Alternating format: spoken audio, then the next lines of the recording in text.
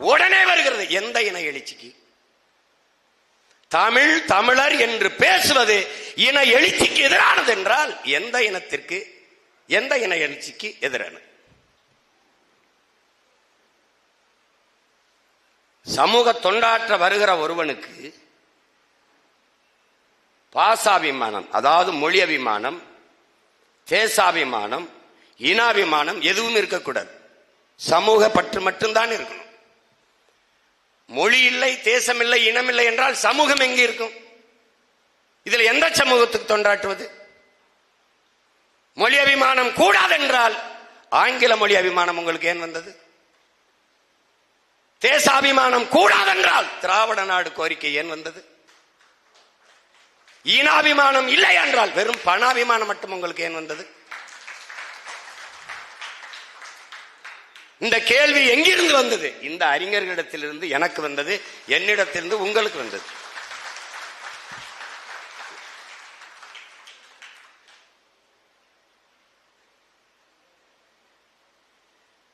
ஒரு நெல்லுதான் உடன் பிறந்தார்களே, ஒரு நாற்று தான் உடன் பிறந்தார்களே. நட்டால் ஒரு நாற்றுத்தான். நாற்றங்காலிலிருந்து பிடுங்கி வயலிலே நட்டால் ஒரு நாற்று 80 நாற்றுகளாக விரிகிறது, வளர்கிறது. ஒரு நெல் 20 மணிகளை வைத்தால் கூட 1600 நெல்மணிகளாக விளைகிறது.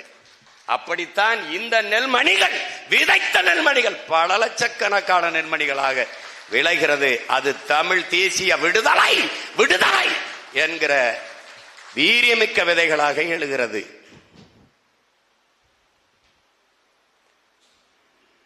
மண்ணை இழந்து, கொடியை இழந்து, கொற்றம் இழந்து, பேரறிஞர் குணாவுடைய எழுத்து என்பது கற்பனை கதை அல்ல. நம்முடைய அறிவாசான் மணியரசனுடைய கருத்தும் பேச்சும் எழுத்தும் வந்து கற்பனை கதை அல்ல, புனைவில் தீட்டப்பட்ட புதினங்கள் அல்ல. தமிழ் பேரினம் பல்லாயிரம் ஆண்டு காலாக தூக்கி சுமந்து வந்த வலியின் மொழியே அவர்களுடைய பேச்சு. எம்மவர்கள் எழுதுகிற எழுத்து வெறும் தண்ணீரிலும் மையிலும் எழுதப்பட்டது அல்ல, கண்ணீரிலும் ரத்தத்தாலும் எழுதப்பட்டது என்பதை அறிவார்ந்த தமிழ் சமூக தம்பி தங்கைகள் புரிந்து கொள்ள வேண்டும். என்னுடைய தலைவன் அடர்ந்த காட்டுக்குள் இருளில் என்னிடத்தில் சொல்கிறான், நமக்கென்று வரலாறு கிடையாது, இலக்கிய சான்றுதான். சிலப்பதிகாரம் படிக்கிற போதுதான் பாண்டிய நெடுஞ்செழியன் மதுரையை தலைநகராக கொண்டு என் பாட்டன் ஆண்டான் என்பது தெரிய வருகிறது. வரலாறு கிடையாது. எங்களுக்கு வரலாறு இல்லை, வெறும் இலக்கிய சான்றுதான். பகுருளி ஆற்றுடன் பன்மலை அடுக்கத்து குமரிக்கோடும் கொடுங்கடல் கொள்ள வடதிசை கங்கை மின் இமயமும் கொண்டு தென் திசை ஆண்ட தென்னவன் வாழி. இவ்வளவு தூரம் ஆண்டிருக்கான். சிலப்பதிகாரம் பாடினா தெரியுது. வடவேங்கடம் தென்குமரி ஆயிடை தமிழ் கூறும் நல்லுலகு தொல்காப்பியம் படிச்சா தெரியுது. எங்களுக்கு என்ன சான்று இருக்கு? கல்லணை இருக்கு, கரிகாலம் கட்டினான்னு தெரியுது. பெருவுடையார் கோயில் இருக்கு, என் பாட்டன் அருண்மொழி சோழன் கட்டினான்னு தெரியுது. இப்ப வரலாறு இல்லை. தமிழன் பெருமை கொண்டான், வரலாற்றை படைக்கிறவனுக்கு வரலாற்றை எழுத நேரம் இருக்காது என்று போயிட்டான். ஆனால் என் இன வரலாற்றை எழுதியவன் எல்லாம் என்னவன் இல்லை. அப்ப இதிகாசம் போய் பேசலாம், புராணம் போய் பேசலாம், இலக்கியம் சுவைபட சொல்வதற்காக போய் பேசலாம், நயம்பட உரைப்பதற்காக பொய் சொல்லலாம். ஆனால் வரலாறு போய் பேசக்கூடாது. அப்ப எங்களுக்கு கற்பிக்கப்பட்ட வரலாறு எல்லாம் தகராறு, பொய். அந்த பொய் புனைவுகளில் இருந்து இதுதான் நம் இன வரலாறு, நம்முடைய நாம் நடந்து வந்த பாதை, நம் இனம் கடந்து நடந்து வந்த பாதை என்று பகுத்து வகுத்து வழிகாட்டிக் கொண்டிருக்கிற பேராசிரியர் பெருமக்கள், பெரும் பெரும் அறிஞர்கள் தான் இங்கே இருக்கிற ஐயா மணியரசன் அவர்களும் ஐயா பேரறிஞர் குணா அவர்கள்.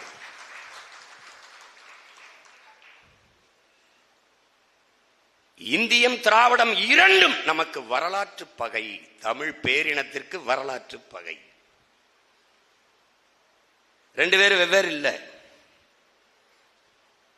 நம்முடைய அறிவாசான் ஐயா மணியரசன் ஒரு மொழி சொன்ன கூட்டு களவாணிகள், கூட்டு கொள்ளையர்கள். இது கூட கொஞ்சம் நாகரிகமான கூட்டு திருடர்கள்.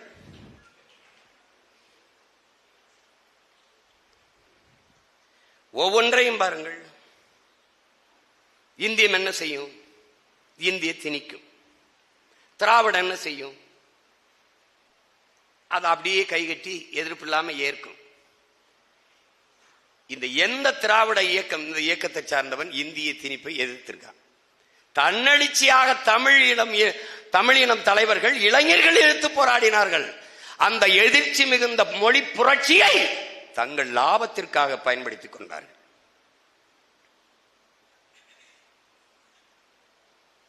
நான் இந்தி வேண்டாம் என்று சொல்வது இங்கிலீஷ் படிக்காமல் போய்விடுவான் என்பதற்காக, தமிழ் மேல் இருந்த பற்றின் காரணமாக அல்ல, பற்றின் காரணமாக அல்ல. இந்தி எதிர்ப்பு. இந்தியாவில் எத்தனை மொழிவழி தேசிய இனங்கள், எந்த இனத்திற்கும் இல்லாத ஒரு உணர்வு தமிழ் பேரினத்தின், தமிழ் நிலத்தில் தமிழர்களுக்கு மட்டும். காரணம், அவன் மரபு அணுவிலேயே போர்க்குணம் இருக்கு, ஆரிய எதிர்ப்பு இருக்கு. ஆரிய படை கடந்த பாண்டியன் நெடுஞ்செழியன் இருக்குதே ஒழிய ஆரிய படை கடந்த திராவிடன் எவனும் இல்ல. இவன் பரம்பரையில மரபு அணுவில பல ஆயிரம் ஆண்டு கால பகை இருக்கு. அதனால இந்தியா எதிர்ப்பான், ஜிஎஸ்டியா எதிர்ப்பான், சிஏயா எதிர்ப்பான், என்ஆர்சியா எதிர்ப்பான், நீட்டா எதிர்ப்பான், எல்லாவற்றையும் எதிர்த்து போராடுவான். மற்றவெல்லாம் அப்படியே ஏற்பான். அப்ப எதிர்த்து போரிடுறான். என்னரும் தமிழ் மொழி இறந்து விடுவதா? நாளை என் தாய்மொழி அழியுமானால் அதை கேட்க நான் இருக்க மாட்டேன், இன்றே இறந்து விடுவேன் என்கிற அரசு அம்சத்து அவன் சொன்னான், சாகல. ஆனால் இந்தி திணிப்பால் என்னரும் தாய்மொழி இறந்து விடுமோ என்று அஞ்சி என்னவர்கள் இறந்தார்கள். உடலுக்கு தீயிட்டு மாண்டார்கள், நஞ்சுண்டு மாண்டார்கள், சிறை கொட்டடியிலே வதைபட்டு செத்தார்கள். துப்பாக்கி குண்டுக்கு நெஞ்சை காட்டி இறந்தான் என் உயிரில் பிறந்த அண்ணன் ராஜேந்திரன் அவர்கள். மொழிக்காக உயிரை விட்டவன். அந்த மொழி புரட்சியிலே அந்த கிளர்ச்சியை பயன்படுத்தி காமராஜரை தோக்கடித்தது திராவிட முன்னேற்ற கழகமோ சீனிவாசன் என்ற மாணவரோ அல்ல, காமராஜர் என்ற தலைவனை தோற்கடித்தது தமிழ். தமிழ். இந்தியை திணிக்கிறார்கள். அந்த நேரத்தில் இருந்த கிளர்ச்சியிலே, இந்தி திணிப்பிலே தமிழ் மக்களிடத்தில் இருந்த கிளர்ச்சியிலே தோற்று போனார். உண்மையிலும் உண்மையா அதுதான். அதை ஆட்சிக்கு, திராவிட முன்னேற்ற கழகம் ஆட்சிக்கு வரும்போது யோசிக்கிறது, ஆஹா, தமிழனுக்கு உயிர், தமிழுக்காக மொழிக்காக சாகிறான் இவன். அப்ப தமிழனுக்கு உயிர் உடம்பிலே இல்லை, அவன் மொழியிலே இருக்கிறது என்பதை புரிந்த பிறகு, அந்த மொழி இருக்கிற வரை, அது அழியாமல் உயிர்ப்போடு இருக்கிற வரை தமிழன் தமிழனாக இருப்பான். தமிழன் தமிழனாக இருக்கிற வரை தமிழன் அல்லாதவன் வாழ்வதும் ஆள்வதும் கடினம். அதனால என்ன செய்யறான்? எங்கும் தமிழ், எதிலும் தமிழ், வீழ்வது நாமாக இருந்தாலும் வாழ்வது தமிழாக இருக்கட்டும். இந்த முழக்கங்களை முன்வைக்கிறான். எதுவும் புதிதில்லை, நம் முன்னவர்கள் வைத்தது. தமிழ்நாடு தமிழருக்கே முழக்கம். அடுத்த கேள்வி, ஆளுகிற உரிமையும் அவருக்கு. அது வருதா இல்லையா? தமிழ்நாடு தமிழருக்குன்னா அப்புறம் ஆளுகிற உரிமை ஆயலா இருக்கா? எப்படி? எல்லாம் வெற்று முழக்கங்களாக வைத்து ஒரு இடத்தில் கூட தமிழ் இல்லாமல் ஒழித்து பயிற்று மொழியாக, பாடமொழியாக, பண்பாட்டு மொழியாக, வழிபாட்டு மொழியாக, வழக்காட்டு மொழியாக எங்கும் தமிழ் இல்லாத ஒழித்து முடித்தார்.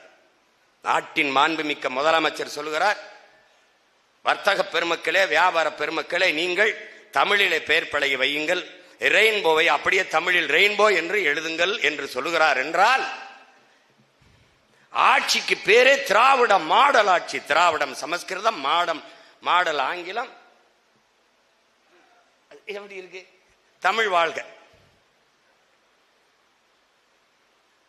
திட்டமிட்டு ஒழித்தார். ஒன்றொன்றாக பாருங்கள். நம்முடைய அடையாளம், நம்முடைய வரலாறு எல்லாம் மறைக்கப்பட்டது. இந்த நிலத்தில் வரலாறு என்பது இந்தியன் வரலாறு தான். வல்லபாய் பட்டேலை நீங்கள் படிக்க வாய்ப்பு இருக்கும். நம் பாட்டன் வாவு சிதம்பரனாரை படிக்க வாய்ப்பு இருக்குமா? சான்சிராணி லட்சுமிபாயை படிக்க வாய்ப்பு இருக்கும் பாடத்திலே. நம் பாட்டியார் வேலுநாச்சியாரை படிக்க வாய்ப்பு இருக்குமா? அப்ப வரலாறு என்பதே உனக்கு உன் வரலாறு அல்ல. வரலாற்றில் தெளிவு வராத எந்த இனமும் எழுச்சி பெற முடியாது. இது லெனின் சொல்றார். வரலாற்றை படிக்காதவன் வரலாற்றை படைக்க முடியாது. இதான் அம்பேத்கர் கற்பிக்கிறார். வரலாற்றை மறந்துவிட்ட இனம், சுடுகாட்டில் இறந்து கிடக்கிற பிணம்ங்கிறார் ஓசிமின்.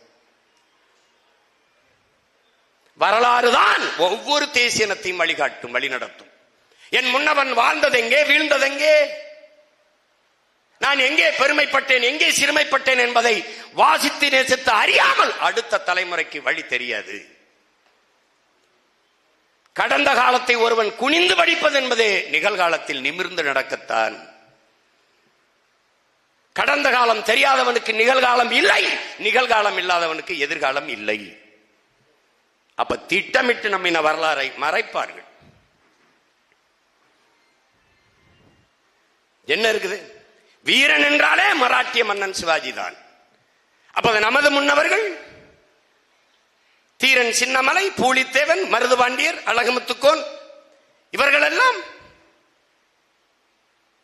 வாளேந்தி வேலேந்தி வீர போர் புரியவில்லையா? விளக்கமாறு வச்சு ஒட்டடை எடுத்துக் கொண்டிருந்தார்களா? வரலாற்றில் எங்கே பதிவு இருக்கிறது? இப்போது போய் பாருங்கள், தமிழ்நாடு தேர்வு ஆணையத்தில் வருகிற கேள்வியை பாருங்கள். ஒன்று உன்னுடைய இனப்பெருமை வரலாறு ஒன்று இருக்கா? ஒன்று இருக்கா? ஒன்றே குலம் ஒருவனே சேவன் என்று சொன்னவர் யார்? அண்ணாதுரையை அண்ணா என்று யாரை அழைத்தார்கள்? அண்ணா என்று யாரை அழைத்தார்கள்? ஒரு கேள்வி. தமிழ்நாடு தேர்வு ஆணைய தேர்வு இல்லை, முழுக்க முழுக்க நம்முடைய அடையாளம், நம்முடைய மொழி, வரலாறு எல்லாம் அளிக்கப்பட்டது. நம்முடைய நிலை என்ன?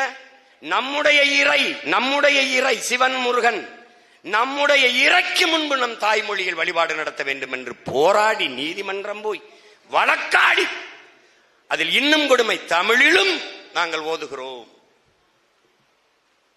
இது ஏதோ போய் ஆப்பிரிக்கா ஐரோப்பா நாடுகள் போய் நம்ம அந்த உரிமையை கேட்கிற மாதிரி எல்லாவற்றையும் எடுத்துட்டான். இந்தியா என்ன செய்யும்? கச்சத்தீவை எடுத்து கொடுக்கும். திராவிட என்ன செய்யும்? கொடுக்கும் போது கைகட்டி வேடிக்கை பார்க்கும். அற்ப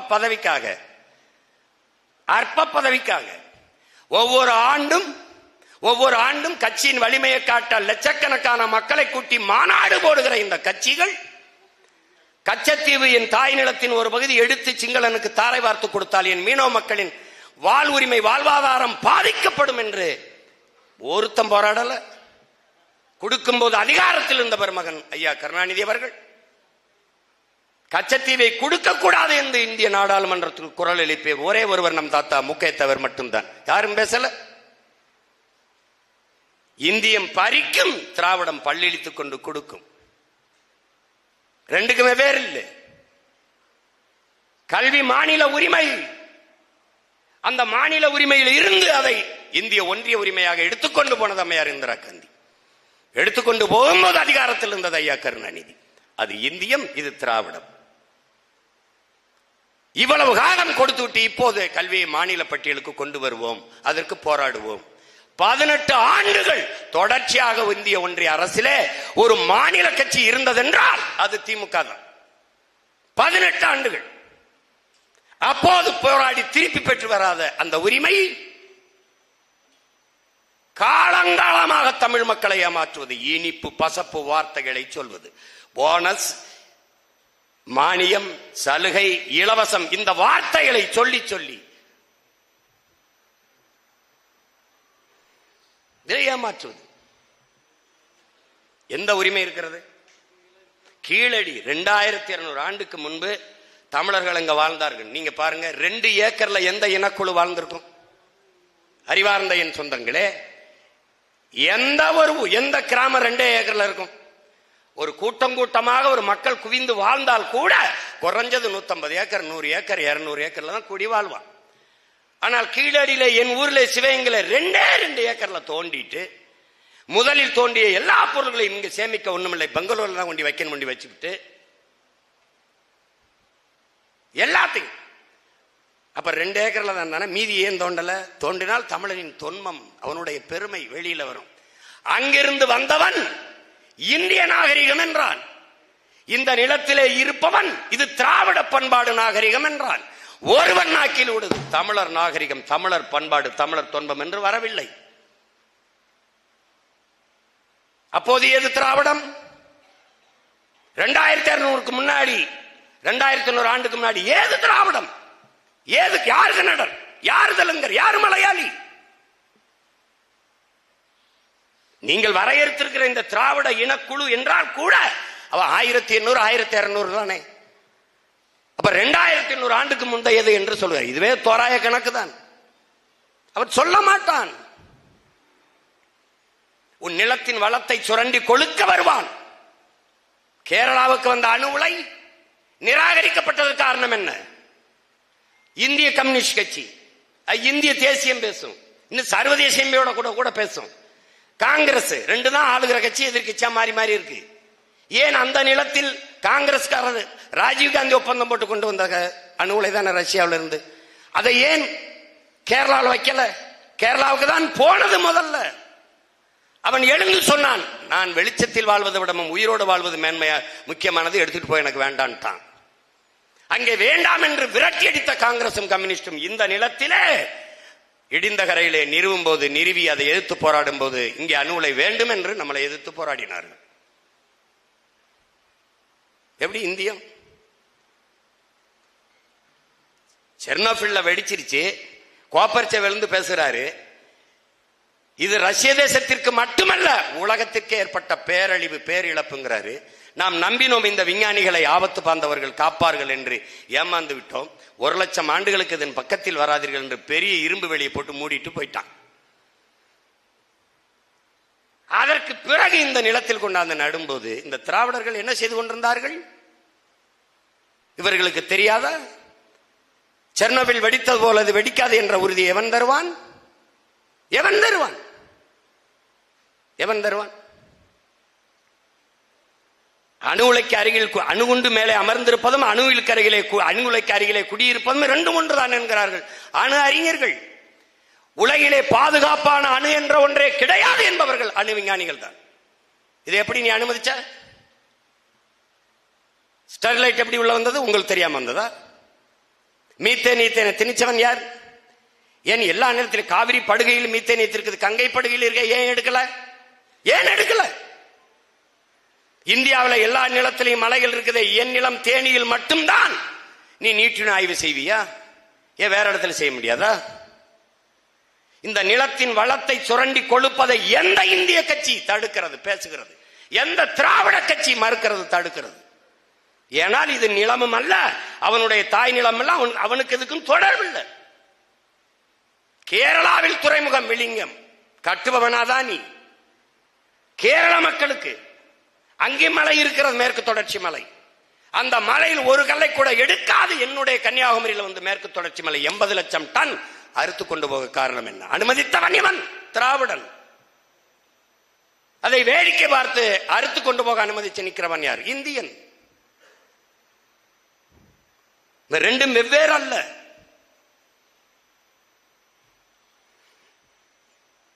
நம்முடைய ஐயா சொல்லுகிறார்களே, அந்த கூட்டாட்சி கோட்பாடு, வரி என்றால் 100 விழுக்காடு வரி, அதில் 75 எனக்கு.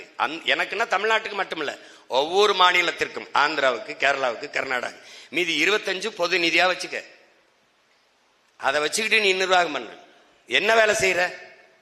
ராணுவத்தை கூட நீ தனியார் கொடுத்துட்ட. 100 விழுக்காடு அந்நிய முதலீட கொண்டு வந்துட்ட. கல்வி இல்லை, மருத்துவம் இல்லை, போக்குவரத்து இல்லை. சொந்தமா ஒரு விண்ணூர்தி இல்லாத நாடு உலகத்திலே இந்தியா தான். ஒரு விண்ணூர்தி கிடையாது. பறக்க விடுபவன் இண்டிகோ முதலாளி. 5000 ஏக்கர், 2000 ஏக்கர், 3000 ஏக்கர் விண்ணூர்தியில கட்டுவது யாருக்காக? மக்களின் பயனுக்காக அல்ல, அந்த முதலாளியின் லாப தேவைக்காக. அப்ப இவர்கள் யாருக்கு வேலை செய்கிறார்கள்? இவர்கள் தலைவர்கள் அல்ல, தரகர்கள் என்று நாம் பேசுவது அதனால்தான். உள்நாட்டு வெளிநாட்டு பிற முதலாளிகளுக்கும் சொந்த நாட்டு மக்களுக்கும் இடையே தரக வேலை செய்து கொண்டிருக்கிற முதலாளிகள், தரகர்கள் இவர்கள். 1-2 கிடையாது. 50,000 பிள்ளைகள் 10ஆம் வகுப்பு தேர்விலே தமிழ் பாடம் எழுத வரவில்லை என்றால் எங்கே இருக்கும் உன் தாய்மொழி? நம்முடைய ஐயா பேரறிஞர் குணா அவர்கள் தமிழின மீட்சி என்கிறார். தமிழ் மீட்சியே தமிழன எழுச்சி என்கிறார் நம்முடைய தாத்தா தேவனைய பாவாணர் அவர்கள். தமிழ் மீட்சி உறாமல் தமிழினம் எப்படி எழுச்சி வரும்? தமிழ் இல்லாது தமிழன் எங்கு வந்தான்? மொழி இல்லாது இனம் உணர்வு எப்படி வரும்? தமிழ் எழுத படிக்க தெரியாத 3 தலைமுறை உருவாகிவிட்டது. அதை வருத்தத்தோடு பதிவு செய்திருக்கார்கள். நாமும் பார்த்து கொண்டு இருக்கிறோம். எங்க இருக்கிறது? எங்க இருக்குது? விழிப்புணர்வற்ற சமூகத்தில் நடிப்பவனுக்கே மதிப்பதிகம்ங்கிறவள ஐயா இறையன்பு எழுதுனதில்லை. ஒருத்தன் பன்னி மாதிரி கத்துறா. நடு வயது பண்ணி, கொஞ்சம் சின்ன வயது பண்ணி, கொஞ்சம் முத்திய வயது பண்ணி, அப்படி கத்திக்கிட்டு வரான். அவனை நல்லா ரசிக பண்ணி மாதிரியே கத்துறான்னு ரசிச்சு காசை கொடுக்குறாங்க. தெருவில் நின்று கத்துறாப்புல. அதை வச்சுக்கிட்டு வசதியா வாழ்றான். அந்த காலகட்டத்தில் இவன் திராவிடன். யாரு? இந்த பண்ணி மாதிரியே கத்திக்கிட்டு வர்றான்ல, அவன் திராவிடன். ஒருத்தன் உண்மையிலே ஒருத்தன் வாரான், நம்மள மாதிரி ஒருத்தன் வாரான். இப்ப என்னை மாதிரின்னு ஒருத்தன் வச்சுக்கிறீங்களேன். டேய், அவன் சும்மா கத்துறான்டா, போலியா கத்துறான்டா, நான் உண்மையிலே நல்லா கத்துவன்டா பண்ணி மாதிரின்னு சொன்னோன்னே அப்ப 2 பேருக்கும் போட்டி நடக்குது. இந்த மாதிரி மேடை இல்லை. இப்ப நானும் கத்துறேன், அவனும் கத்துறான். ஆனா ரொம்ப நாளா இந்த போலி மாதிரி கத்திட்டு தான் பாருங்க. இந்த 3 மாதிரி சின்ன பண்ணி, இவன் நடு பண்ணி, அவனுக்கு தான் கைதட்டு அதிகமா இருக்கு. நீ போலி, நீ சும்மா நம்மள சொல்றான்ல போலி தமிழ் தேசியம்னு சில கூலி திராவிடர்கள். அது மாதிரி அவன் சொல்லிக்கிட்டே இருக்கான், இது போலின்னு. அப்ப என்ன வருது? ஒரு வெறி வருது. ஏய், நிப்பாட்டுற எத்தனை காலத்துக்குடா இப்படி கண்டதையும் நம்பி கைதட்டி கேவலப்பட்டு இரா அப்படின்னு போய் ஒரு கோணி சாக்கு போட்டு மூடி இருக்காப்ல, அதை தூக்குறாப்ல. உண்மையிலே பண்ணி எந்திரிச்சு கத்துது. பைத்தியக்காரங்களா, இவ்வளவு நேரம் கத்துனது நான் இல்லடா, உண்மையான பண்ணிடா. போலிய கேட்டு உண்மையான பணியின் சத்தத்தையே மறந்து போனீர்களே மக்களே. அததான் இப்ப இந்த திராவிடங்களை பார்த்து கேட்டு பண்ணி நம்ம கத்த வேண்டியது இருக்கு. ஒரு மாறுவிட போட்டியே சார்லி சாப்ளின் மாதிரி நடிக்கணும். சார்லி சாப்ளின் மாதிரி ஒரு மாணவன் நடிச்சிட்டான், அவனுக்கு முதல் பரிசு. 2வது பரிசு ஒரு மாணவன் சார்லி சாப்ளின் மாதிரி நல்லா நடிச்சிட்டான், அவனுக்கு 2வது பரிசு. 3வது பரிசு ஒருத்தனுக்கு கொடுக்குறாங்க, அவரு பரிசை வாங்கிட்டு வேடத்தை கலைக்கிறாரு, உண்மையிலே சார்லி சாப்ளின். அப்ப எழுதுறாரு ஐயா இறையன்பு, விழிப்புணர்வற்ற சமூகத்தில் நடிப்பவனுக்கே முதலிடம் கிடைக்கும். இப்ப கிடைக்குது பத்தி இல்ல, இப்ப கிடைக்குது இல்ல. ஏண்டா கல்வி சிறந்த தமிழ்நாடுன்னு மாநாடு கல்வி சிறந்த தமிழ்நாட்டில் ஒரு கல்வி அறிஞன் கூட வந்து பேசலையே. வெறும் இயக்குனர் நடிகரும் பேசினா அப்புறம் நடிகன் நாடால துடிக்க மாட்டானா? இவ்வளவுதான் போல இருக்கு அரசியல்னு சொல்லு.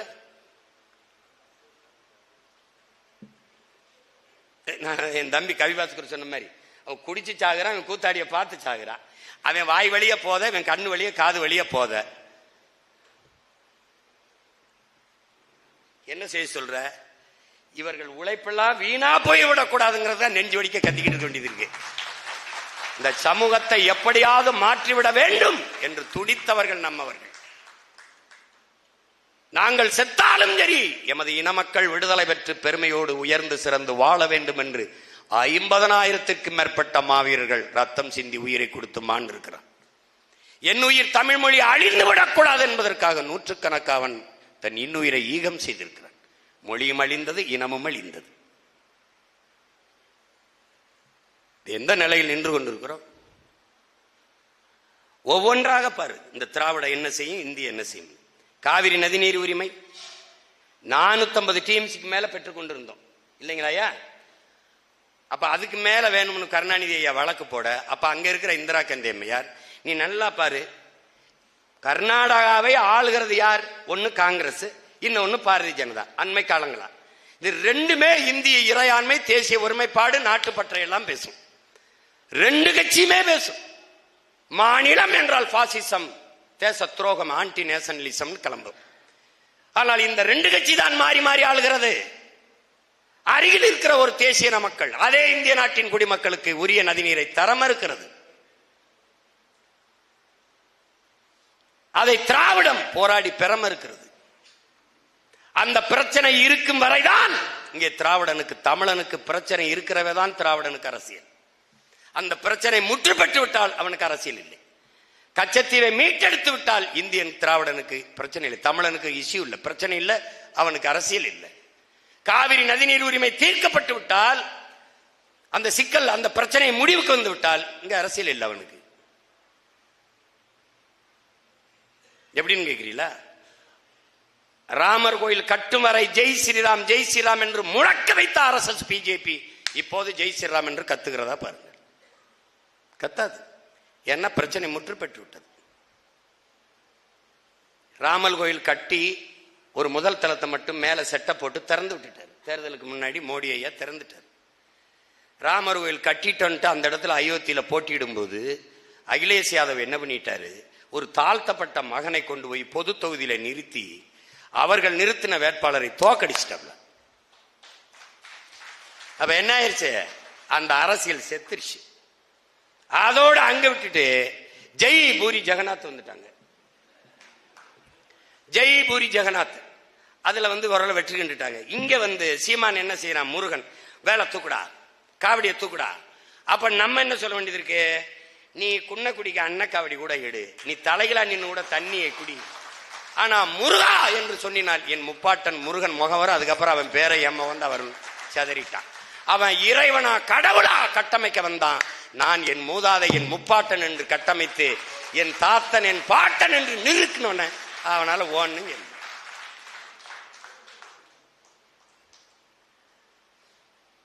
இப்ப எல்லாம் என்ன கேட்கிறாங்க, என்ன பெரியார அடிச்சு முடியும், இப்ப கால் வரைக்கும் தான் புதைச்சிருக்கு. நான் போடுவேன் பாரு, பெரியாரை பேணாது ஒழுகிற் பெரியாரால் பேரா இடும்பை தரும் அப்படின்னு வள்ளுவ பெருமகனார் குரல் எழுதியிருக்காரு. அதை போட்டு பெரியாரை போற்றுவோம். போடுறேன் பாரு, போடுறேன் பாரு, யாரு பெரியார்னு சொல்லுவேன் பாரு. எல்லாமே உங்களுக்கு பெரியார். எம் இனத்தின் முன்னவர்கள் ஒவ்வொருவரும் எங்களுக்கு பெரியார். இங்கே 3 பெரியார். உங்களுக்கு புரியுது நினைக்கிறேன். செயற்கரியார் செய்வார் பெரியார், செயற்கரியை செய்வார். இவர்களை எப்படி சொல்லணும், இவரை தந்தைன்னு சொல்லணும், பெரியார்னு சொல்லணும். இப்ப ஐயா ஸ்டாலின் அப்பான்னு சொல்லணும், ஜெயலலிதாவை அம்மான்னு சொல்லணும். ஒரு பரம்பரை, எங்க பரம்பரை இவங்க தான் நம்ம அம்மா அப்பா அவர்களுக்கு நினைச்சுச்சுன்னா நாங்க எங்கடா போறது? டே ஐயோ, அவர் போயிடுச்சுன்னா என்ன ஆகுறது, இவர் அப்பா இந்த இவங்கதான் அம்மாவா, இவர் தந்தை, இவர் தந்தை. உடல் மண்ணுக்கு உயிர் தமிழுக்கு என்று முழங்கியவன் தமிழர் தந்தையை தந்தைன்னு சொல்ல முடியல. தமிழ் சனியன் ஒளிங்கன்னு சொன்னவன் தந்தைன்னா எப்படி? எங்க அம்மாவை ஒருத்தர் கேவலம் பேசணும் போய் தந்தைன்னு போட்ட ஒரு சமூகம் உலகத்தில் எங்கேயாவது இருக்கா? எங்கேயாவது இருக்கா? எங்கேயாவது இருக்கா? இப்படி ஒரு இழி நிலையில் நின்று போயிடுச்சு இந்த சமூகம். அவர்கள் சொல்லும் போது நம்முடைய முன்னவர்களை தனித்தமிழ் அடிகளார், மறைமலை அடிகள், செக்கிழுத்த செம்மல் வாவு சிதம்பரனார், பெருந்தலைவர் காமராஜர், தெய்வ திருமகன் முத்துராமலிங்க தேவர், தமிழ் தென்றல் திருவி கல்யாண சுந்தரனார், இல்ல திருவிக்கா, யாராவது பாருங்க, நீங்க இப்படி ஏதாவது பேசி பார்த்திருக்கலாம் பாருங்க. யாரையாவது இப்படி முத்தமிழ் காவலர் கியாபே விஸ்வநாதம், இப்படி யாராவது நம்ம முன்னவர்களை கலந்துரையாடலில் அல்லது விவாதத்தில் அல்லது மேடைகளில் சொல்லுங்க. சிலம்பு செல்வர் மாப்போ சிவஞானம் அப்படி யாராவது அழைச்சிருக்காங்களா பாருங்க. திவான் பகதூர், எட்டமலை சீனிவாசன், அப்படி அப்படி அப்படியாவது இருக்கா? சீனிவாசன், வாவுசி, மாப்போசி, ஏதோ வாசி போசின்னு ஏதோ ஊசி வித்துக்கிட்டு இருப்பான். அப்ப நமக்கு ஒரு வெறிம்பார் மாதிரி இவர்களை தந்தை பெரியார். இப்ப கலைஞர், கலைஞர் பேரை கூட சொல்லக்கூடாது, கலைஞர். ஆனால் இவர்கள் பன்னெடுங்காலமாக அடிமைப்பட்டு கிடந்த தமிழ் தேசிய இனத்திற்கென்று ஒரு தேசம் அடைவதுதான் ஒரு தேசிய இனத்திற்கான முழுமையான விடுதலையாக அமையும் என்று கருதி எங்களிலும் எண்ணிக்கை குறைவான 4 லட்சம் 5 லட்சம் மக்கள் தொகை கொண்ட இனங்கள் எல்லாம் விடுதலை பெற்று பெருமையோடு வாழுகிற போது 13 கோடி மக்கள் தொகை கொண்ட பெருத்த மூத்த தமிழ் தேசிய இனத்தின் மக்கள், உலகில் முதலில் தோன்றிய மொழி தமிழ், முதல் மாந்தன் தமிழன், 50,000 ஆண்டுகளுக்கு மூத்த நீண்ட நெடிய வரலாற்று பெருமை கொண்ட தமிழர் என்கிற தேசிய இனத்தின் மக்கள், நாங்கள் ஒரு நாடடைந்து எமது மொழியை மீட்டு எமது இலக்கியம், வரலாற்று பெருமை, வழிபாடு எல்லாவற்றையும் பார்த்து பெருமையோடு வாழக்கூடாதா என்ற கனவிலே களத்திலே நின்று போராடிய எம்முயிர் தலைவன் மேதகுவே பிரபாகரன் அவர்களை, பிரபாகரன் அவர்கள், திரு பிரபாகரன் அவர்கள், திரு பிரபாகரன் அவர்கள் அப்படி சொல்றதில்லையே நீங்க மற்றவர்களை. என் மேதகு பிரபாகரன் அவர்கள் சொன்னா இப்ப சொல்ல மாட்டேன், ஆனா சொல்லுவேன். நாங்க சொல்ல வைப்போம், நீ வைப்போம்.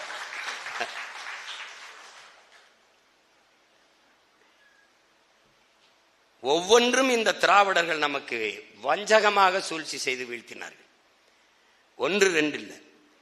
ஜிஎஸ்டியை விதிச்சது யாரு? காங்கிரஸ். விதிக்கும் போது கூட இருந்தது யாரு? திமுக. நீட்டுங்கிற தேர்வை கொண்டு வந்தது யாரு? காங்கிரஸ். கொண்டு வரும்போது கூட இருந்தது யாரு? திமுக. என்ஐஏ இந்த என்ஆர்சி எல்லாம் கொண்டு வந்தது யாரு? காங்கிரஸ். கொண்டு வரும்போது கூட இருந்து கையெழுத்திட்டது யாரு? திமுக. எல்லா நச்சு திட்டமும் இவர்கள் தான்.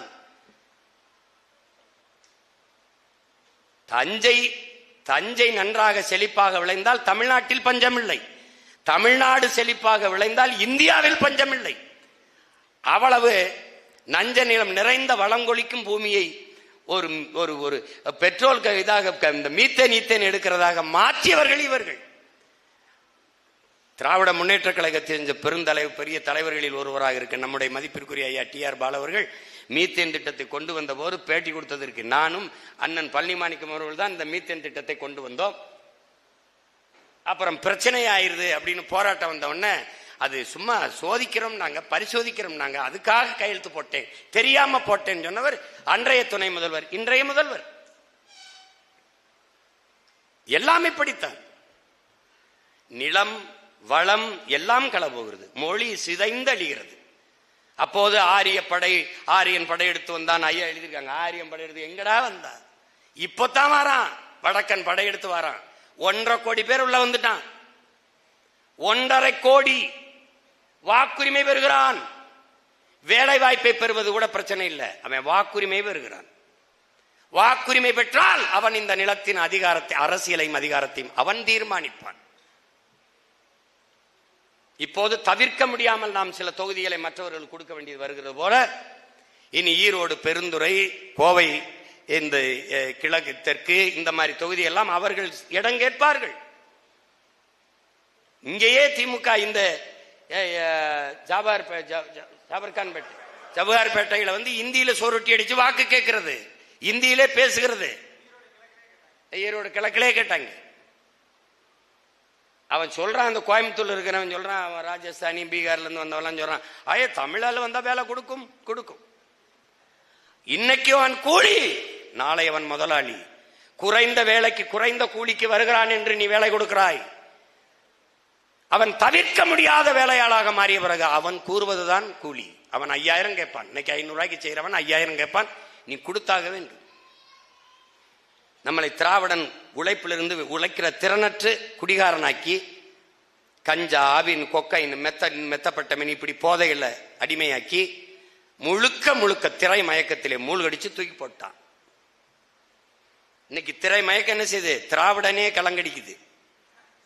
அவன் கைதட்டி ஆர்ப்பரிச்சு கொண்டு வந்தது இன்னைக்கு அவனுக்கே சிக்கலாகுது. அணில் கைகளையும் கால்களையும் ஏறி குதிக்குது, எங்க உதறதுன்னு தெரியல. புலி அப்படி ஓரமா நின்று வேடிக்கை பார்த்து இருக்குது. திராவிடன் தந்திக்கிட்டு இருக்கான், அணில் குறுக்க ஓடுது.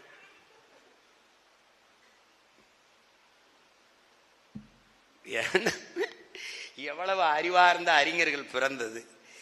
உலகத்திற்கு பொதுமறை தந்தவனின் பிள்ளைகள், பேரரசனுடைய வாரிசுகள். அறிவியல், நாகரிகம், தொழில்நுட்பம், கலை, இலக்கியம், பண்பாடு, வேளாண்மை எல்லாவற்றையும் உலகிற்கு. எங்க அப்பா நம்மாழ்வார் சொல்றாரு, உலகிற்கு அறிவை கடன் கொடுத்த இனமடா நம்மன்ட்டு. என்னடா எவன்லடா நம்ம குறைஞ்சு போகணும்? எவன்ல குறைஞ்சோம்? திட்டமிட தவறுகிற போது தவறு செய்ய திட்டமிடுகிறோம். இதாண்டா உலகத்திலே சிறந்த தத்துவம்னா. நம்ம மூதாதை என் செய்யத்தக்க அல்ல செய்யக்கெடும், செய்யத்தக்க செய்யாமையானும் கெடும், எண்ணி துணிக கர்மம் துணிந்தவன் எண்ணுவோம் என்பது இழுக்குன்ட்டான். கன்ஃபியூஷன் சொல்றான், தோல்விக்கு 2 காரணம்ங்கிறான். யாரு? கிருஷ்ண பரமாத்மா 2 காரணம் தாங்கிறார். என்ன? ஒன்று யோசிக்காம செய்யறது, இன்னொன்னு யோசிச்ச பிறகு செய்யாம இருக்கிறது. இது 2 தான்டா காரணங்கிறப்பல கன்ஃபியூஷன் சொல்றான். சரி என்று பட்ட பிறகு அதை செய்யாம இருப்பது கோழைத்தனம், அதுதான் தோல்விக்கு பெரிய காரணம். நம்மால் செய்யத்தக்க அல்ல செய்யக்கெடும், செய்யத்தக்க செய்யாமையானும் கெடுங்கிறப்பல எதுலடா நம்ம குறைஞ்சிட்டோம்? எதுல குறைஞ்சோம்? அவ்வளவு பெரிய ஒரு அறிவார்ந்த சமூகம் இப்படி ஒரு மூடர் கூட்டம் மாறி போனால் எப்படி இருக்குது? எப்படி இருக்கு? இத்தனை பேர் அறிஞர்கள் வாழ்நாள் முழுமைக்கும் அர்ப்பணித்து சிறை கொட்டடியில் போய் வதைப்பட்டு மிதிப்பட்டு உழைத்ததற்கான மதிப்பெண் இருக்கு.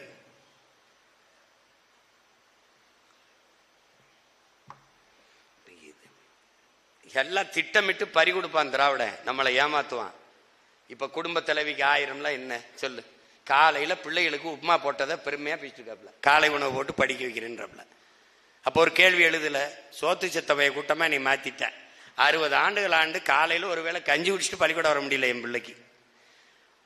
ஒரு அம்மா பெருமையா சொல்லுது, எல்லாத்துக்கும் sambar dish compulsory, sambar dish கொடுத்துருவோம், என்ன வாரம் முழுக்க இருக்குது எங்களுக்கு சாம்பார் ஊத்துறதுங்க.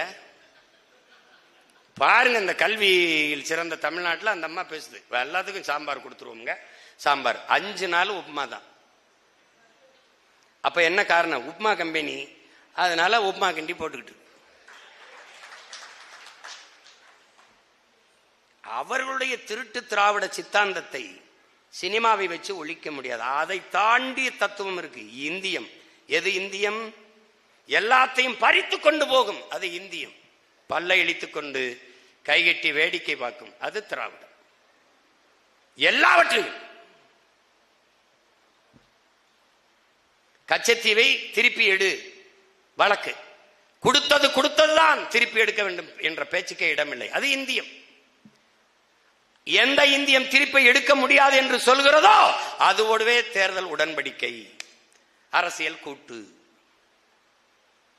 அற்ப பதவிக்காக கூட்டு. அப்ப எப்படி திருப்பி எடுப்பான்?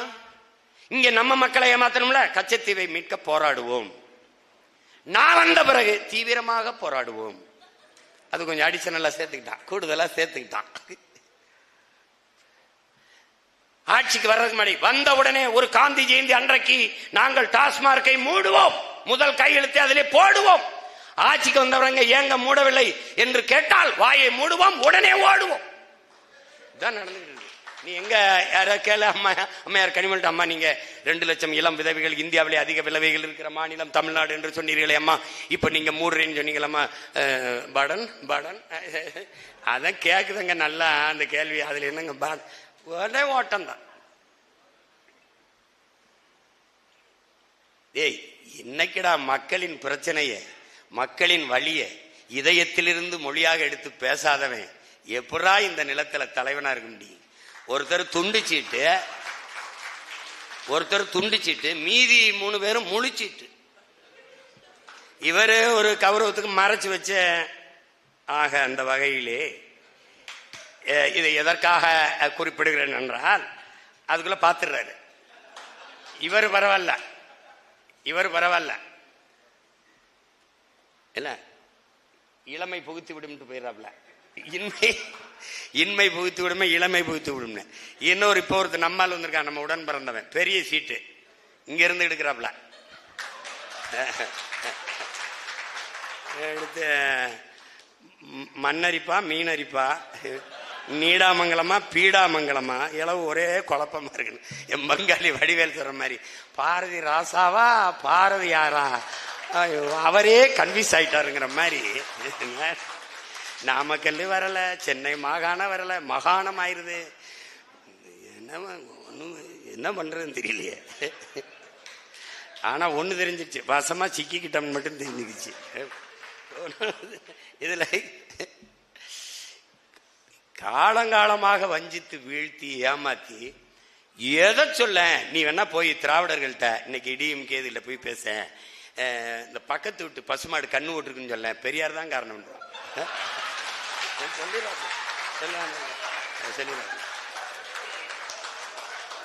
அந்த அம்மாவுக்கு ஒரே பிரசவத்துல 4 குழந்தையாமுங்க, பெரியார் தான் காரணம். எங்க ஐயா சொன்ன மாதிரி, நம்மளமா அம்மனமா தெரிஞ்ச மாதிரி, அவன் தான் நமக்கு கோமணம் கட்டி விட்டேங்க மாதிரி. ஏய், இவர் உட்கார்ந்து இருக்கும் போது, ஐயா ராமசாமிங்கிற பெரியார் உட்கார்ந்து இருக்கும் போது பக்கத்துல பேரறிஞர்னு ஒருத்தன் அண்ணா இருந்தாப்புலப்பா, 2 MA படிச்சிருந்தாப்புல, அன்பழகன், நெடுஞ்செழியன், முதுகலை படித்து விட்ட ஆகச்சிறந்த அறிஞர்கள் உட்கார்ந்து இருந்தாங்க பக்கத்துல. அவர்களை யார் படிக்க வச்சது? யார் படிக்க வச்சது? இன்னைக்கு உலகத்திலே ஆல்பர்ட் ஸ்வீசர் சொல்றான், அவன் 3 துறைகளில் முனைவர் பட்டம் பெற்று நோபல் பரிசு பெற்றவன், மிகப்பெரிய மேதை. அவன் சொல்றான், நான் வாழ்நாள்ல எவ்வளவோ புத்தகங்களை படிச்சிருக்கேன், ஆனா இந்த மாதிரி மனித வாழ்க்கைக்கு நன்னெறி சொன்ன ஒரு நூலை நான் படிச்சதே இல்லைன்னு. அது நமது பாட்டனார் எழுதின திருக்குறள் தான். அந்த திருக்குறளை அவன் எழுதுனது சும்மா ஒரு 2000 ஆண்டு இருக்குங்கிறான். அது 1330 நம்ம சும்மா சொல்லிக்கிட்டு இருக்கான். அது 5000 கூட இருந்திருக்கலாம்.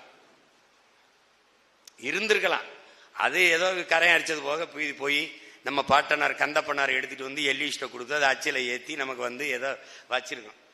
அதுல பாரு, இன்னைக்கு இத்தனை பெரிய பேரறிஞர்கள், முதுகலை படித்தவர்கள், தமிழிலே ஆய்வறிஞர்களாக வந்தவர்கள் எல்லாம் சொற்பிழை, பொருள் பிழை, கருத்து எதுவுமே இல்லையே, எழுத்துப்பிழை எதுவுமே இல்லாம ஒருத்தன் எழுசீர் விருத்தத்துல இவ்வளவு பெரிய தத்துவத்தை சொல்லிட்டானே.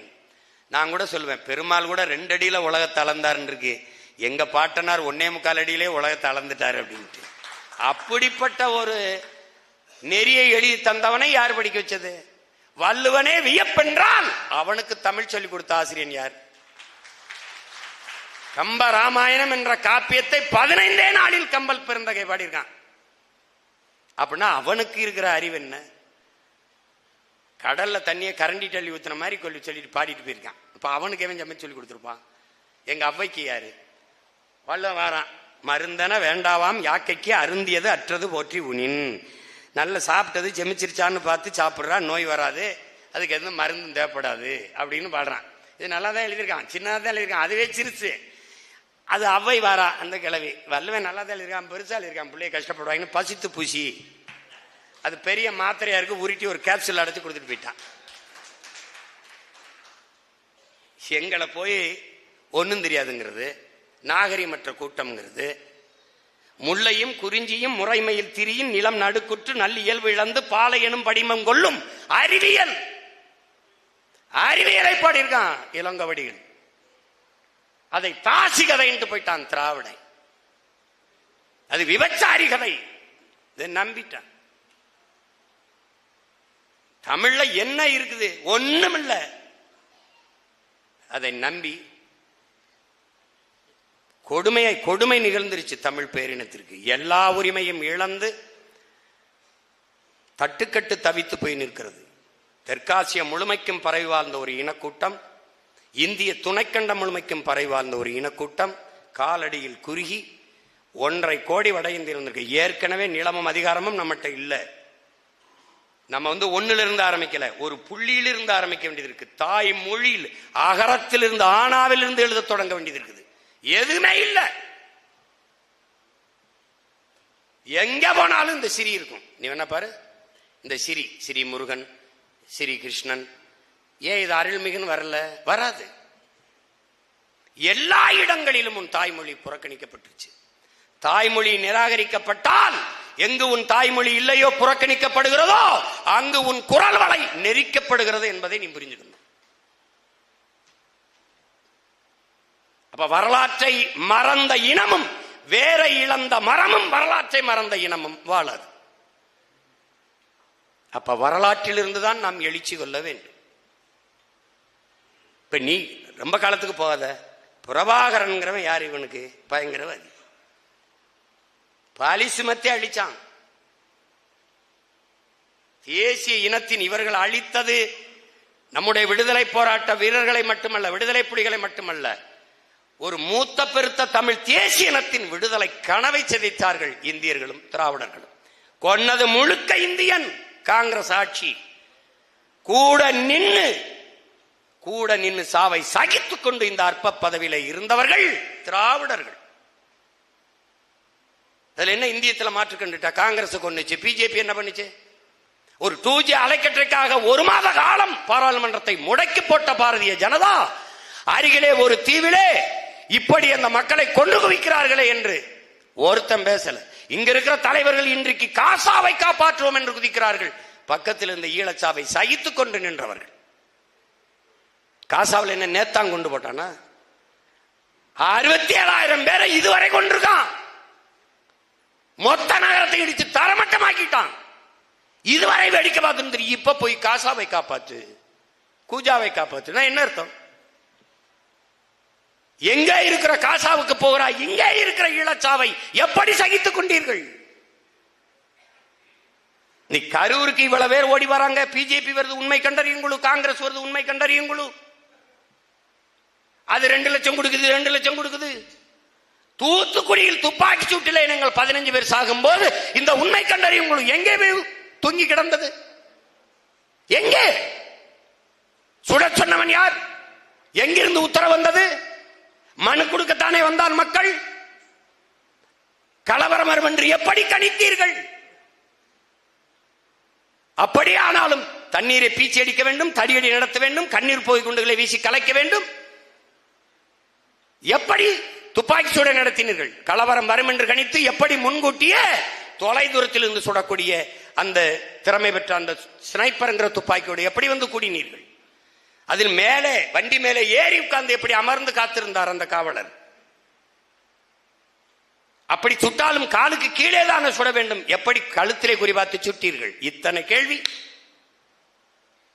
ஒருவர் கூட எழுப்பவில்லையே. ஏன்?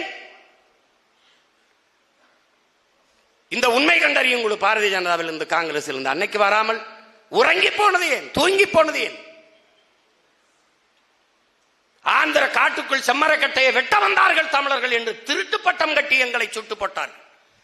ஒரு மரக்கட்டைக்கு இருக்கிற மதிப்பு மனிதனுக்கு இல்லையா என்ற கேள்வி இந்திய நிலத்தில் எவனும் எழுப்பல.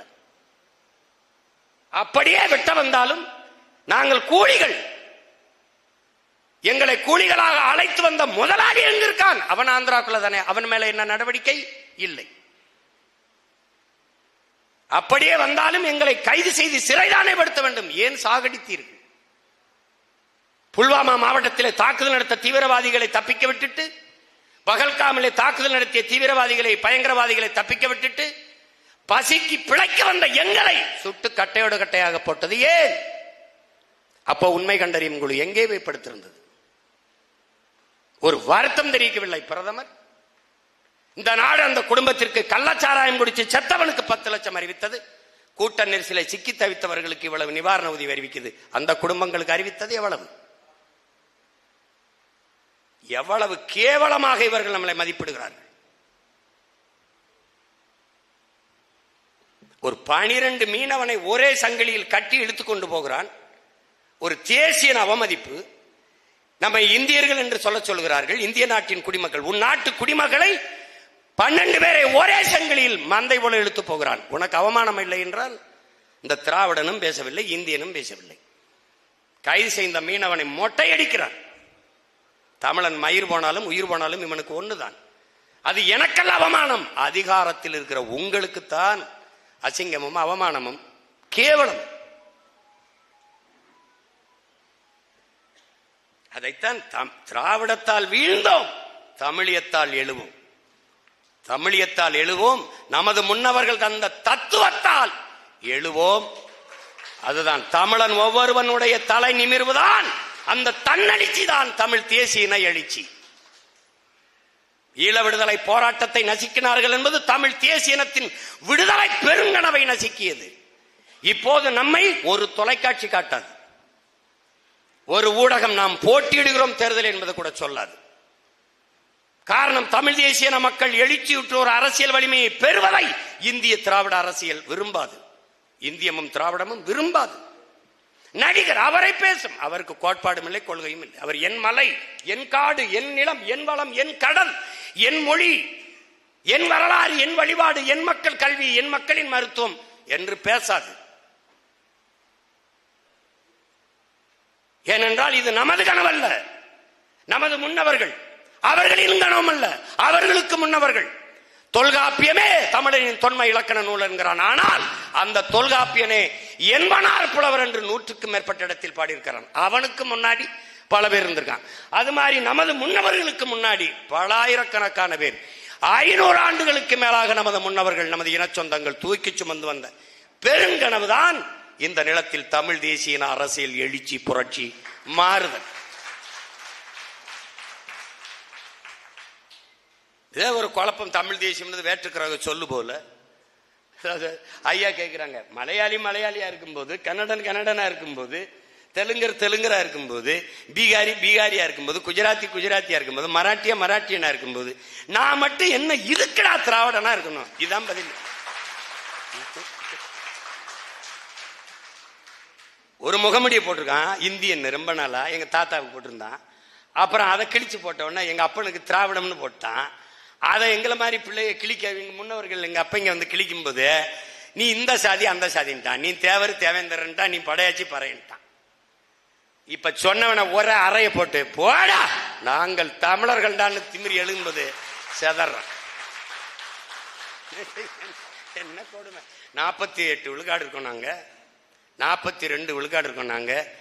அவன் இங்கிட்டு நம்மளுக 1.5 நாங்க 2 கோடி வன்னியர், 1.5 கோடி தேவர், 2 கோடி கவுண்டர். இப்ப அவன் 1.5 கோடி உள்ள வந்துட்டான். யாரு அவன்? மொத்த கவுண்டரையும் ஒண்ணு சேர்க்க முடியாது, மொத்த வன்னியரையும் ஒண்ணு சேர்க்க முடியாது, மொத்த பறையரையும் ஒண்ணு சேர்க்க முடியாது. ஆனால் வட இந்திய மொத்த பேரும் மொத்த மொழியில ஒண்ணு சேர்ந்துருவான். நீ நல்லா கவனிச்சுக்க. நாம் ஒண்ணு சேர மாட்டோம். ஒரு சாதிக்குள்ளனா அங்க ஏழை பணக்காரன், அந்த தெருக்காரன், இந்த ஊருக்காரன், இந்த பிரச்சனை வந்துடும். அப்புறம் கட்சி படையாச்சு, அப்புறம் சாதி படையாச்சு. அதே மாதிரி பறையர்னா சாதி பறையர், கட்சி பறையர், கவுண்டர்னா சாதி கவுண்டர், கட்சி கவுண்டர். இதுல ஒண்ணு சேர்றது இல்லை. இதுல இந்திய உணர்வு, திராவிட உணர்வு முடிஞ்சு. ஆனால் வட இந்தியன் வர்றான் பாரு, அவன் மொழியில் இந்தியால் ஒரே இடத்துல ஒரே கூட்டமா ஒண்ணு சேர்ந்துருவான். 1.5 கோடினா 1.5 கோடி தான். நான் இன்னி எழுதி வச்சுக்க, 1.5 கோடி பேரும் காங்கிரஸ் வாக்காளன் கூட கிடையாது, பிஜேபி வாக்காளன் தான். 1.5 கோடி பேரும் பிஜேபிக்கு தான் போடுவான். இந்தியை திணித்தோம், எதிர்த்தாய். இப்ப இந்திக்காரனே திணிக்கிறோம், என்ன செய்வாய்? இவன் நம்மால் கத்துக்கிறான். அவன்கிட்ட பாணிகராக ஜல்தியாரோ காடிகராக இவன் அவன்கிட்ட பேசுறதுக்கு நம்மளுக்கு கற்பிக்கிறது என்ன? இந்தி தெரியாம எப்படி பானிபூரி சாப்பிடணும்? என்ன இதுக்குடா நம்ம பானிபூரி சாப்பிடணும்? அவன்கிட்ட போய் தமிழன் காசு நான் அவன்கிட்ட வர்றதுக்கு இந்தி படிச்சுட்டு வரணுமா? அவர் எனக்கு வியாபாரம் பண்ண தமிழ் படிச்சுட்டு வர மாட்டாராம். எப்படி இருக்கு பாருங்க. இந்த நிலையை மாற்றுவதற்கு இருக்கிற தத்துவ கோட்பாடு வழிகாட்டுதல் தான் பேரறிஞர் குணா அவர்கள் நமக்கு பகுத்து வகுத்து தந்திருக்கிற திராவிடத்தால் வீழ்ந்தோம், தமிழியத்தால் எழுவோம். அப்போதான் தமிழினம் மீட்சியுறும், தமிழினம் ஆட்சி அதிகாரத்தை பெறும், பாதுகாப்பாக வாழும். இதை தவிர வேற நமக்கு வேற வழி கிடையாது. ஒவ்வொன்றிலும் மேம்போக்கான எழுத்து அல்ல, ஐயாவுடைய கருத்தும் எழுத்தும் ஆழமான ஆய்வு பதிவு தான் அது. அதனால அத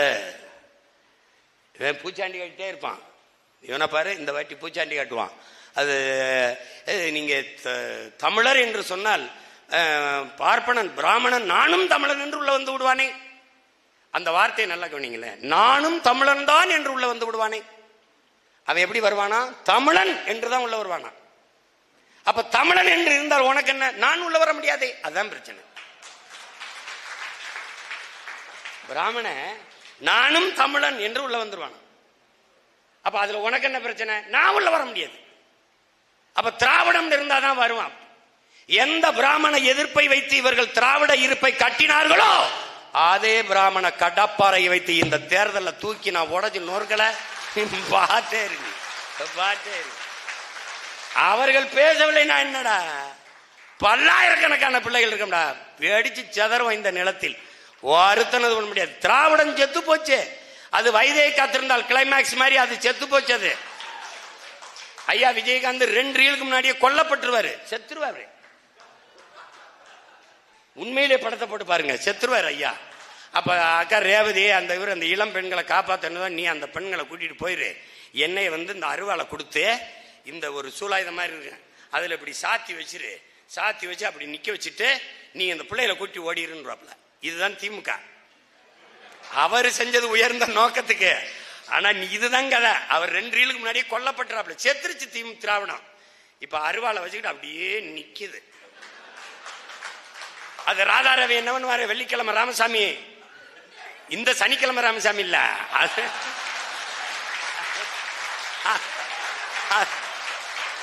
அது படத்துல வந்த வெள்ளிக்கிழமை ராமசாமி. அவ வேகமா வருவாப்ல, கூட்டமா வந்துட்டு டங்கு டங்கு டங்கு டங்குன்னு எங்க அப்பா இளையராஜா வர பயங்கரமா இசையை போட்டுருவாப்ல.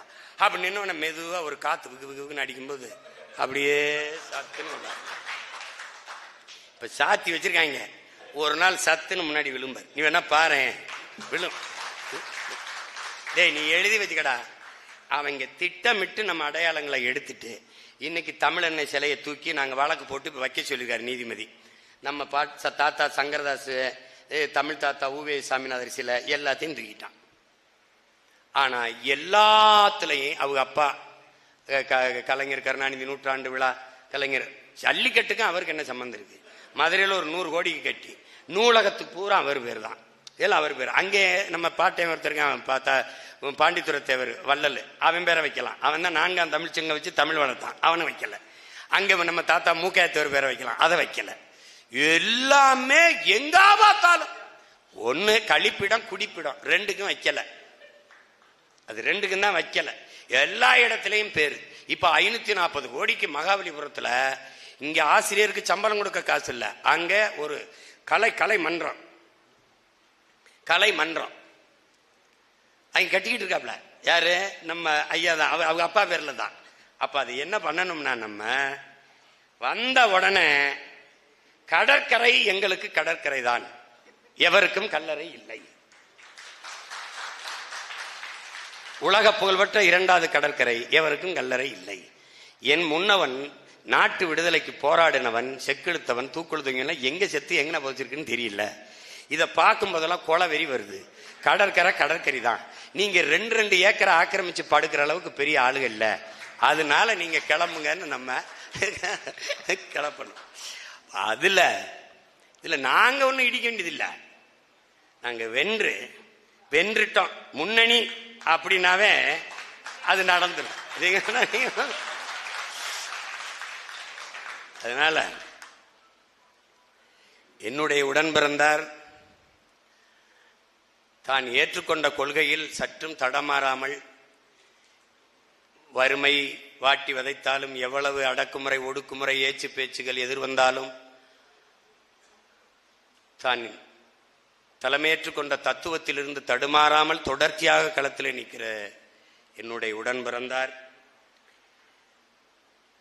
எந்த இடத்தில் போய் பணி செய்தாலும் சரி, அந்த இடத்தை தமிழ் தேசிய அரசியல் கருத்துக்களமாக அதை வளர்த்து எடுக்கிற ஒரு தளமாக மாற்றுகிற பேராற்றல் கொண்டவர். அப்படித்தான் அவர் முள்ளிவாய்க்கால் முடிவல்ல என்ற அந்த பெரும் கருத்து பதிவை எல்லோரையும், எங்களை போன்ற, என்னை போன்ற, எங்க ஐயா மணியரசனை போன்ற ஆளுகளை எல்லாம் அழைத்து ஒரு பதிவு செய்தார். அதன் பிறகு இப்போது ராவணா என்ற வலையொலியை தொடங்கி அதை தொடர்ந்து நடத்தி வருகிறார். இன்றைக்கு தமிழ் சமூக மக்களுக்கு உண்மையும் நேர்மையுமாக நற்செய்திகளை நேர்மையாக கொண்டு போய் சேர்க்கிற ஒரு ஊடகமாக வளர்ந்து நிற்பது நம்ம எல்லோருக்கும் பெருமை. உலக தமிழ் மக்கள் அவரை தொடர்ந்து பின்தொடர்ந்து வருகிறார்கள். என்னிடத்தில் கூட ராவணாவில் இதை பதிவு செய்ய சொல்லுங்கள், ராவணாவில் எங்களை ஒரு பேட்டி எடுக்க சொல்லுங்கள் என்று கேட்கிற மாதிரி, அவர் எங்களையே எடுக்க மாட்டார், நம்மளெல்லாம் எடுக்க மாட்டார். எடுக்க மாட்டீங்களே?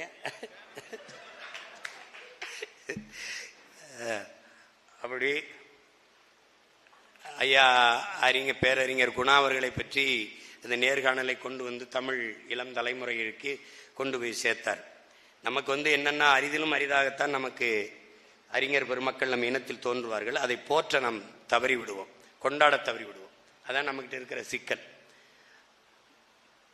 பாரதி அப்படிதான் வந்தான், இந்த கடைசி வரை பட்டினி போட்டு கொண்டுட்டான். பாரதிதாசனே நம்ம வாழும்போது ஒன்றும் பெருசா போற்றிக்கல, அப்புறம் செத்ததுக்கு அப்புறம் தான் புரட்சி கவி மகாகவி எல்லாம் போற்றி சொல்லிக்கிட்டு இருக்கிறது. அது மாதிரி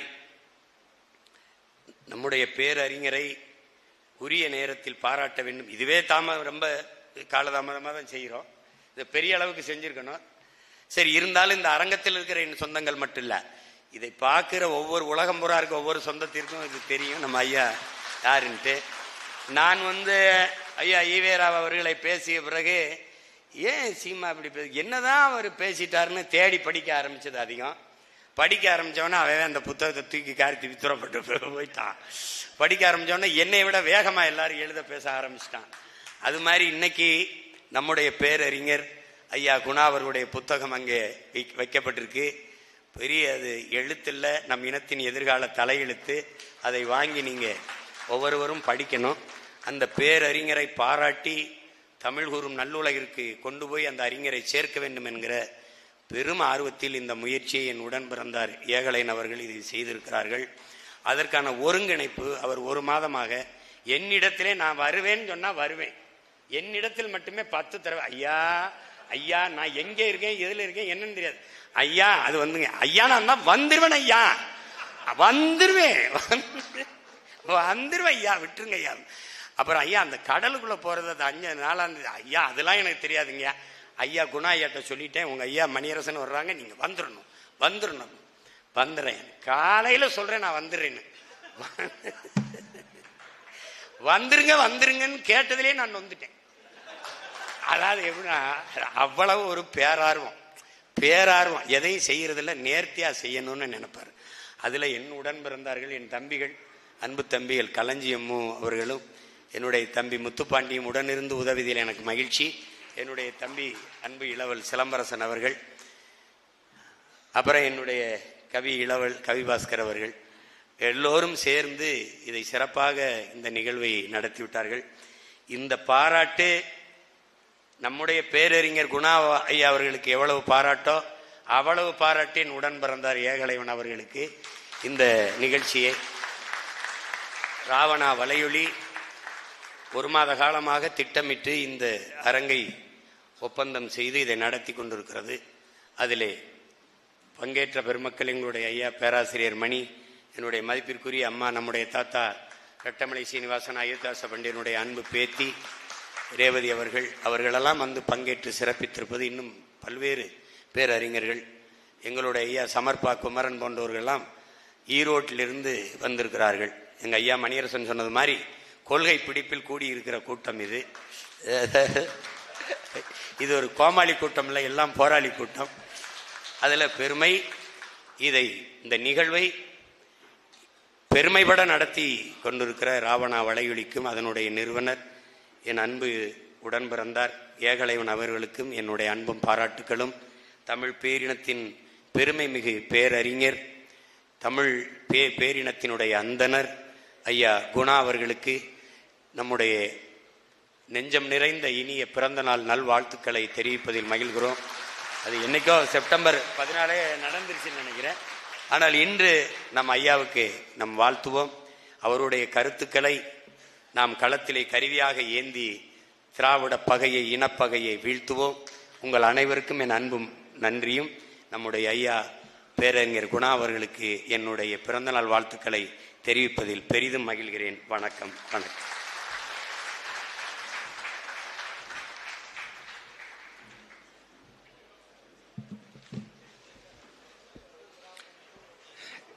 இந்த மேடை ஒரு அறிவு போர்க்களமாக மாறி இருக்கிறது. அரிய ஆய்வு சிந்தனையால், அணையாத தமிழ் தேசிய உணர்வால் இந்த மேடை அலங்கரிக்கப்பட்டிருக்கிறது. அறிஞர் குணா அவர்களின் பணியின் ஆழத்தையும் அவசியத்தையும் அதன் சமூக தாக்கத்தையும் அழுத்தமாக பேராசான் மணியரசன் அவர்களும் அண்ணன் செந்தமிழன் சீமான் அவர்களும் பதிவு செய்திருக்கிறார்கள். அண்ணன் செந்தமிழன் சீமான் அவர்களுக்கு மகிழ்ச்சியும் நன்றியும். இந்த மேடையில் ஐயா குணா அவர்களை பெருமைப்படுத்த விதமாக கலை இயக்குனர் தோட்டா தரணி அவர்களினுடைய உதவியாளர், அவருமே ஒரு கலை இயக்குனர், மதிப்புக்குரிய அபிமன்யு அவர்கள் ஒரு நினைவு பரிசினை வழங்குவார்கள்.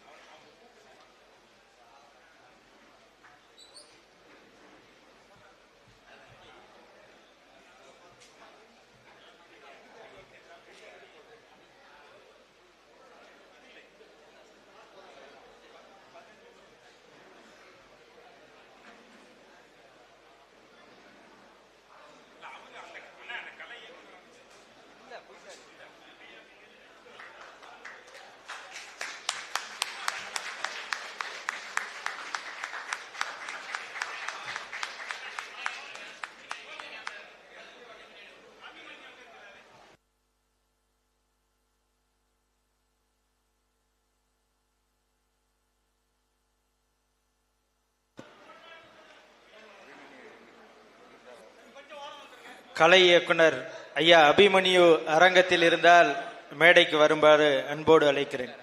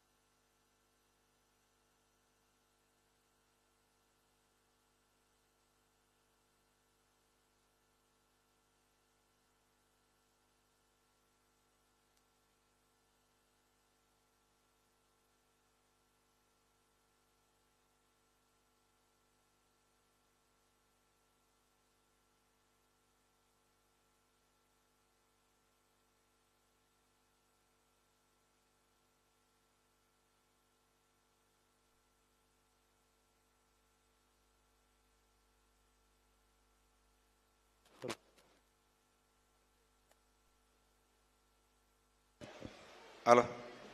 அடுத்து விருது வழங்கி சிறப்பிக்கின்ற நிகழ்வு. அறிஞர் குணா என்று தமிழர்களிடையே விழிக்கப்பெறும் குணசீலன் சாமுவேல் அவர்கள் தமிழர் வரலாற்று வரிசையில் ஆகச் சிறந்த ஆளுமை ஆவார். பள்ளி கல்லூரி பருவத்தில் பொதுவுடைமை அரசியலில் ஈர்க்கப்பட்டு எண்ணற்ற மக்கள் உரிமை போராட்டங்களை முன்னெடுத்த போராளி ஆவார். 1964 பெங்களூர் கிளையான இந்திய தலைமை ரிசர்வ் பேங்க் தலைமை எழுத்தாளராக பணியாற்றி தொழிற்சங்க போராட்டங்களின் விளைவால் தன் வேலையை இழந்தவர். சிபிஎம் கட்சியில் செயல் வீரராக பங்காற்றிய குணா அவர்கள் 1968 சிபிஎம் கட்சியில் இருந்து வெளியேற்றப்பட்டார். 1967 மிசா சட்டத்தின் கீழ் கைது. 1996 தடா சட்டத்தின் கீழ் கைது. 2002 வீரப்பன் ஆதரவாளர் என்று கைது. 2003 வெடிகுண்டு வழக்கை புனைந்து கர்நாடகத்தில் சிறை. இப்படி எண்ணற்ற சிறைகளில் பொய் வழக்குகள் புனைவுகளினால் அறிஞர் குணா அடைக்கப்பட்டு விடுதலை செய்யப்பட்டார். மிசா சட்டத்தின் கீழ் சிறையில் இருந்தபோது மார்க்சிய இயங்கியல், சாதியத்தின் தோற்றம், தமிழர் மெய்யியல் என்று தமிழ் தேசியத்திற்கு திசை காட்டும் நூல்களை படைத்தார். பொதுவுடைமை கட்சியில் இருந்தபோதே அவர்களால் காட்டி கொடுக்கப்பட்டு தமிழருக்கென்று எந்த முன்னுரிமையும் தரப்படாததால் தனி நடைப்பயணமாக தமிழர் தேசிய பாதையை அடைந்தார்.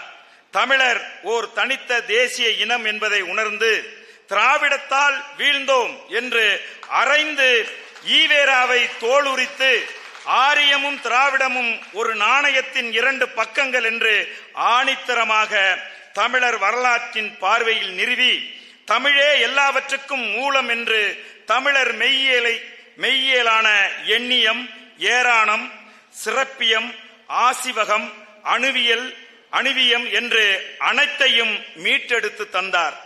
இதுவரை 30க்கும் மேற்பட்ட நூல்களை 1968 ஆண்டு தொடங்கி இப்போது வரை எழுதி கொண்டிருக்கிறார். மொழி ஞாயிறு தேவநேய பாவாணரை வழிமொழிந்து தனித்தமிழ் எழுதும் வழக்கம் கொண்டவர். தமிழ் மெய்யியல் நூல்கள், தமிழர் வரலாற்றியல் நூல்கள், பொதுவுடைமை சார்ந்த நூல்கள், தமிழ் தேசிய இன விடுதலை அரசியல் நூல்கள், ஆங்கில மொழிபெயர்ப்பு நூல்கள், கட்டுரை தொகுப்பு நூல்கள், முகநூல் பக்க பதிவு தொகுப்பு நூல்கள் என அறிஞர் குணா எழுதிய அனைத்தும் தமிழ் தேசிய வரலாற்று உரைகள் ஆகும். தமிழர் மெய்யியல் மீட்பராக, தமிழ் தேசிய தந்தையாக, தமிழர் அறத்தின் வழி நிற்கும் அந்தணராக விளங்கும் பேரறிஞர் குணா அவர்களுக்கு ராவணா வலையொலி ஒருங்கிணைக்கும் அறிஞர் குணா அவர்களின் 85வது பிறந்த நாள் விழாவில் தமிழின ஞாயிறு என்கிற அறிவொளி பட்டத்தை அறிவார்ந்த சான்றோர்கள் முன்னிலையில் கொடுத்து பெருமையோடு வாழ்த்தி மகிழ்கின்றோம். தமிழ் ஞாயிறு பேரறிஞர் குணா அவர்கள். இந்த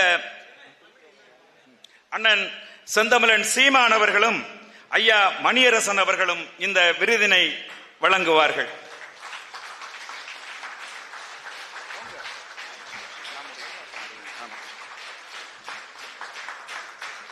இந்த விருதோடு ஐயா மோகன்குமார், அம்பத்தூர் மணி இணைந்து வழங்குகிற 50 ரூபாய் பண முடிப்பையும் வழங்கி மகிழ்கிறார்கள்.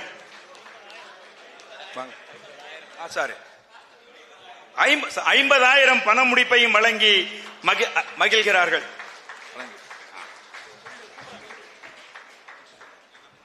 வாங்க. அப்படி நான் என்ன சொல்லிட்டேன்? தப்பா சொல்லிட்டேன்.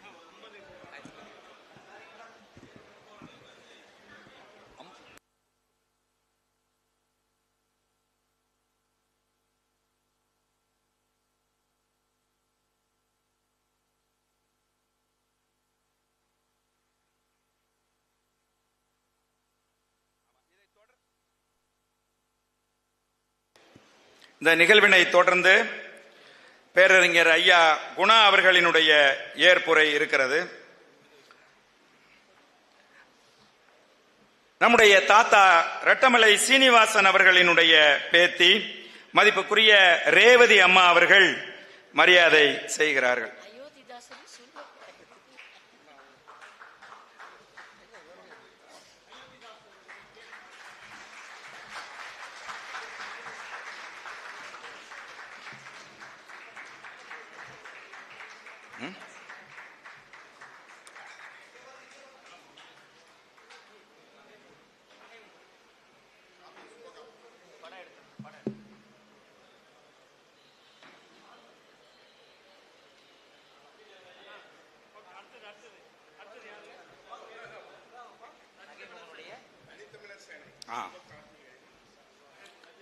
ஐயா நகைமுகன் அவர்களினுடைய தனித்தமிழர் சேனையிலிருந்து தோழர்கள் மரியாதை செய்கிறார்கள்.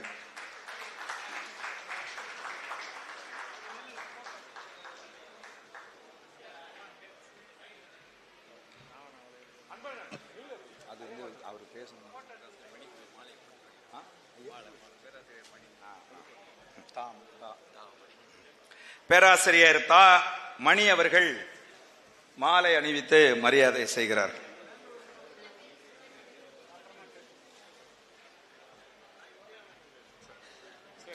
இப்படி வந்துருங்க. சொல்லுங்க சொல்லுங்க சொல்லுங்க எழுதுங்க.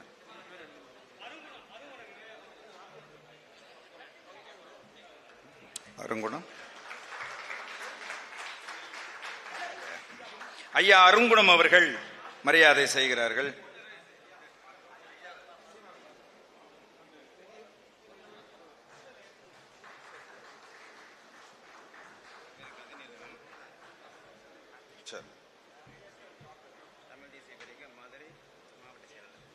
யாரு கது நிலவனா?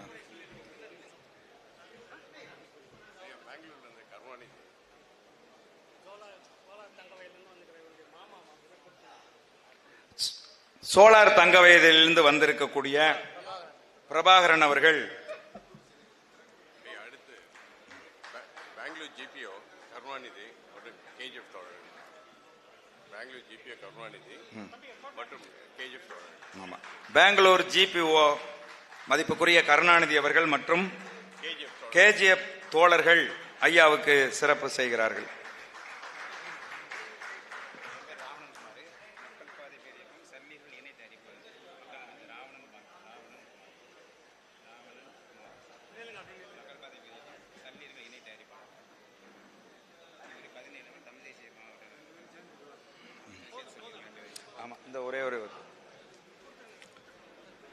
ஐயா ராவணன்குமார் அவர்கள் மக்கள் பாதை பொறுப்பாளர், சல்லியர்கள் திரைப்படத்தினுடைய இணை தயாரிப்பாளர், மதிப்புக்குரிய தோழர் கதிர்நிலவன், தமிழ் தேசிய பேரியக்கத்தின் மதுரை மாவட்ட பொறுப்பாளர் ஆகியோர் இணைந்து மரியாதை செய்கிறார்கள்.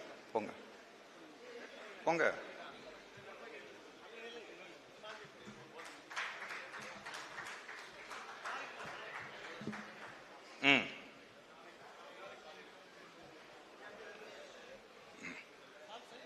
உட்காருங்க, போதும், அவ்வளவுதான், அவ்வளவுதானே, போதும் போதும் போதும்.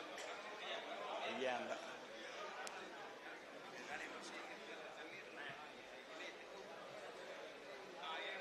சரி.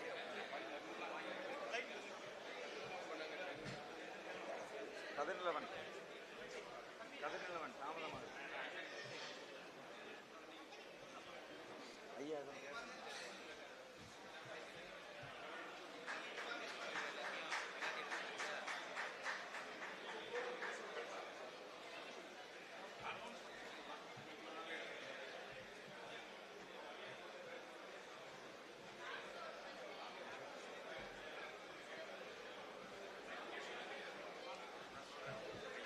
ஏற்படு.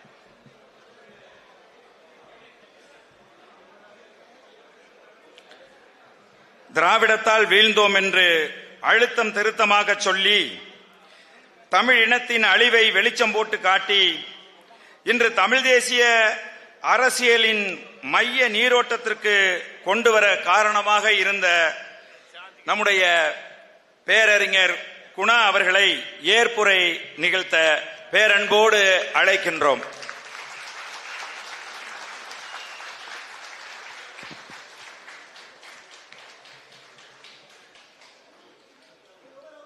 பெரியோர்களே, தாய்மார்களே, ஆன்றோர் சான்றோர் பெருமக்களே,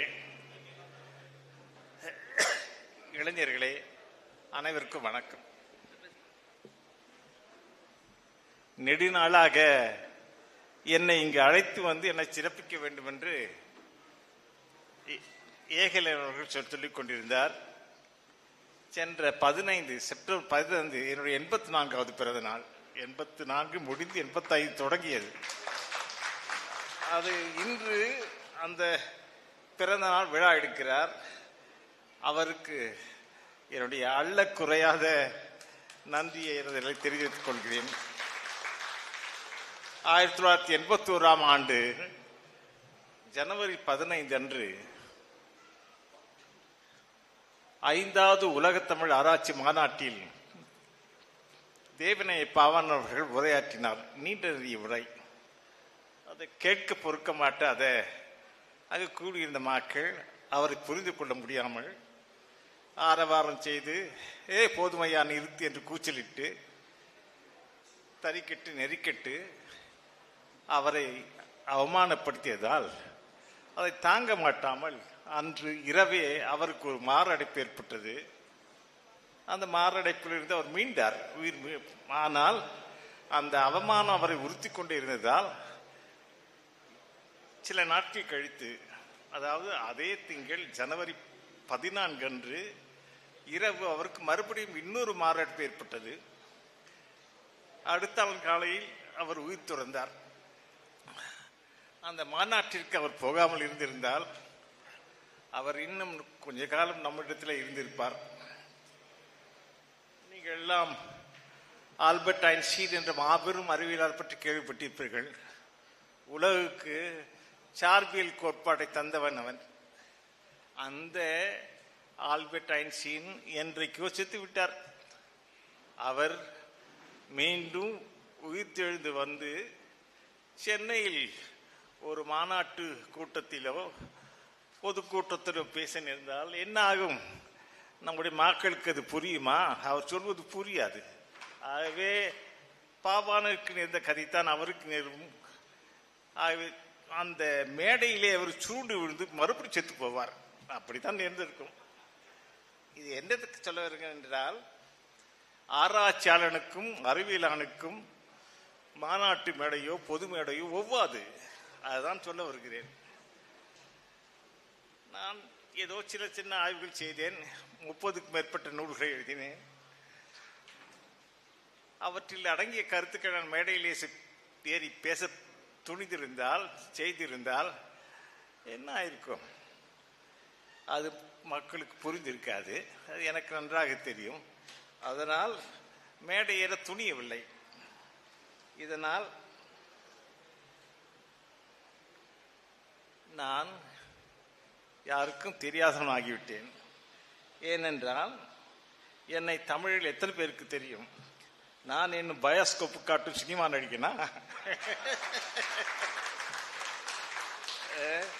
ஆயினும் தமிழ் ஊடகத்துறையின் ஒரு பெரும்புள்ளியாகிய ஏகலைவன் அவர்கள் என்னை முதுமையில் ஒரு மூலையில் முடக்கி கிடந்த என்னை இங்கே அழைத்து வந்து இந்த நிகழ்வை ஏற்பாடு செய்திருக்கிறார். களங்கமில்லா எங்கள் ஏகலைவனை சில கைசிடைகள் களங்கு கற்பித்து அவரை தூற்ற பார்க்கின்றனர். எதிர்காற்றில் எச்சில் துப்புகின்றனர். சங்கு சுட்டாலும் வெண்மை தரும் என்ற உண்மை அந்த லும்பன்களுக்கு எங்கே தெரிய போகிறது?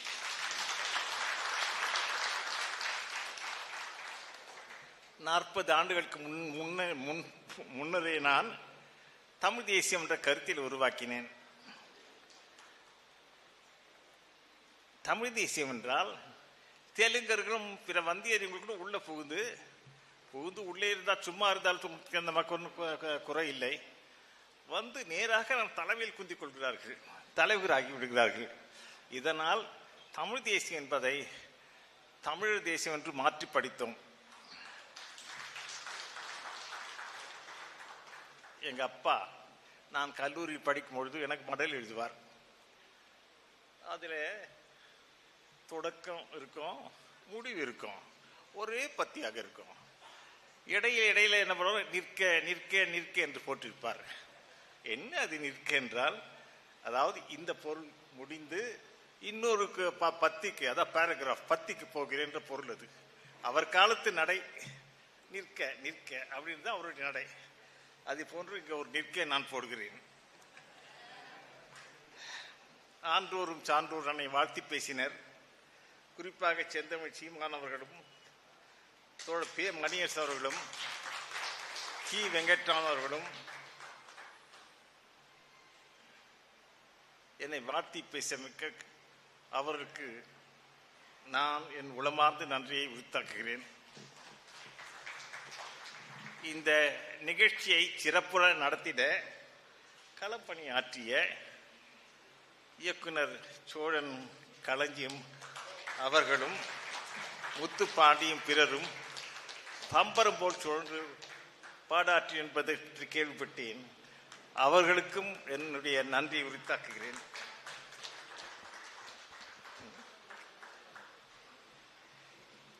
வரவேற்புரை ஆற்றிய தம்பி சிலம்பரசன் அவர்களுக்கும், தொடக்க உரையாற்றிய பேராசிரியர் சாம்சன் அருள்தாஸ் அவர்களுக்கும், என்னை வாழ்த்தி பாடிய கவி பாஸ்கர் அவர்களுக்கும் கூட நான் நன்றி நவிழ்கிறேன். தத்தம் நெஞ்சங்களில் எனக்கு ஒரு இடத்தை தந்துள்ள எல்லா தமிழ் நெஞ்சங்களுக்கும் நான் நன்றி சொல்கிறேன். நிற்க மெய்யலை உலகுக்கே தந்தவர்கள் தமிழர்கள். அந்த தமிழர்கள் இந்த காலத்து தமிழர்கள் அன்னைக்கு அறிவான தமிழாக இருந்தாலும் இன்றைக்கு அறிவு கட்ட தமிழாக இருக்கிறார்கள். அப்படி இருந்தும் பிலாசபி என்ற ஆங்கில சொல்லுக்கு ஈடாக தமிழ் ஒரு சொல் இல்லை. பிராமணர்கள் சமஸ்கிருதத்தில் தத்துவமசி என்றார்கள். தத்துவமசி என்றால் அது நீயா இருக்கிறாய் என்பது பொருளாம். அந்த தத்துவமசி அடிப்படையில் தத்துவம் என்ற சொல் இன்று வரையில் ஆளப்பட்டது. சிவனி சித்தாந்திகள் மெய்ப்பொருள் நூல் போன்ற சொற்களை ஆண்டனர். முதல் முறையாக நான் தான் மெய்யில் என்ற சொல்லை ஆக்கினேன். அந்த சொல் இன்னைக்கு உலகமெல்லாம் வழங்கப்படுகிறது. மகிழ்ச்சி.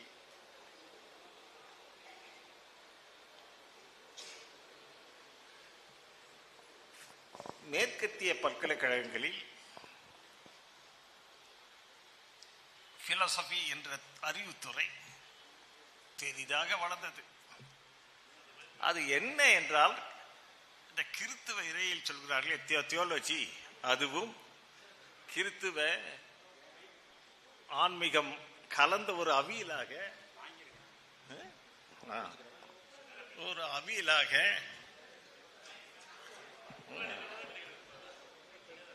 அது இருந்தது. யாருக்கும் புரியாது. பிலாசபி என்றால் யாருக்கும் புரியாது. பல்கலைக்கழகம் புரிந்தால் உங்களுக்கு பைத்தியம் பிடித்து விடும். அவங்க பிலாசபி பற்றி சொன்ன பாடங்களை கேட்டால் உங்களுக்கு பைத்தியம் பிடித்து விடும். இந்த நிலையில் மார்க்சிசம் தான் மிக எளிமையான உண்மையான ஒரு வரையறை தந்தது. என்ன அந்த வரையறை என்றால் ஆங்கிலத்தில் சொல்வார்கள், philosophy is the study of the universal laws governing nature, society and thought என்றார்கள். மிக சுருக்கமாக அது என்ன? 1 இயற்கை, 2 மக்கள் குமுகம், 3 எண்ணம், அதாவது சிந்தனை. இந்த 3லும் காணப்படும் அனைத்தலாவிய பொது விதிகளை பற்றிய பாடம்தான் மெய்யியல் என்றதுதான் அதன் பொருள். பாடம் மிக எளிதாகிவிட்டது அல்லவா? இந்த பாடத்தை நம்மார்கள் படித்திருந்தால், இங்கு உண்மையான மார்க்சியர்கள், உண்மையான பொது வங்கி இந்த பாடத்தை படித்திருந்தால் முத்தனுக்கு முனியன் கூட மார்க்சி புரிந்திருக்கும். அதை புரியாமல் செய்தார்கள் புதிய பார்ப்பனர்கள்.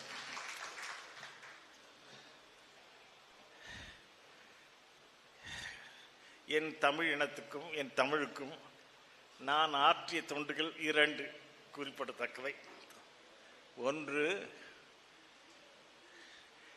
தமிழர் மெய்யியலை மீட்டுக் கொடுத்தேன். மெய்யியல் என்றால் அது சமஸ்கிருதத்தில் தான் இருக்கும். நீ சமஸ்கிருதத்தை தான் சமஸ்கிருதத்தை படித்தால் தான் மெய்யியல் உனக்கு விளங்கும் என்று சொல்லி வந்த காலத்தில் அது போய் என்று சொல்லி தமிழ் மெய்யியலை பற்றிய நூல்களை எழுதினேன், மீட்டுக் கொடுத்தேன். அது ஒரு நான் ஆற்றிய ஒரு கடன், என் இனத்துக்கு என் மொழிக்கு நான் ஆற்றிய ஒரு கடன். 2வது கடன் என்னென்றால், கொஞ்சம் மூச்சு வாங்குது, பொறுத்துக்கொள்ளுவோம். என்ன முதுமையில் என்ன பண்றது? அப்போ வரலாற்றியல் என்று சொல்வார்கள், இங்கே ஆங்கிலத்தில் அதை ஹிஸ்டாரியோகிராஃபி என்று சொல்வார்கள். அந்த வரலாற்றியல் தமிழுக்கு தெரியாது. அதை முதல் கற்பித்தவர்கள் ஆங்கிலேயர் தான், ஐரோப்பியர்கள் தான் அதை கற்பிச்சாங்க. அவங்க 4 வகையான வரலாற்றியல் சொன்னாங்க. அது என்ன 4 அப்படி என்று பார்த்தால், முதல் வரலாற்றியல் ஆசிய பாணி குமுகம், ஏசியாட்டிக் மோட் ஆஃப் ப்ரொடக்ஷன் என்று சொல்வார்கள். அது என்ன என்றால், கீழை நாடுகளில் எப்பொழுதுமே ஒரு கொடுங்கோல் ஆண்டு கொண்டிருப்பான். அந்த கொடுங்கோலுடைய கொடுமை தாங்க மாட்டாமல் மக்கள் கலகத்தில் இறங்கி அந்த கொடுங்கோலை தூக்கி எறிந்து விடுவார்களாம். தூக்கி எறிந்த பின் நாட்டில் ஆட்சி, அரசு எல்லாம் கெட்டு அரசியல் குழப்பம் வந்து எதுவுமே உருப்படியாக தேராதாம்.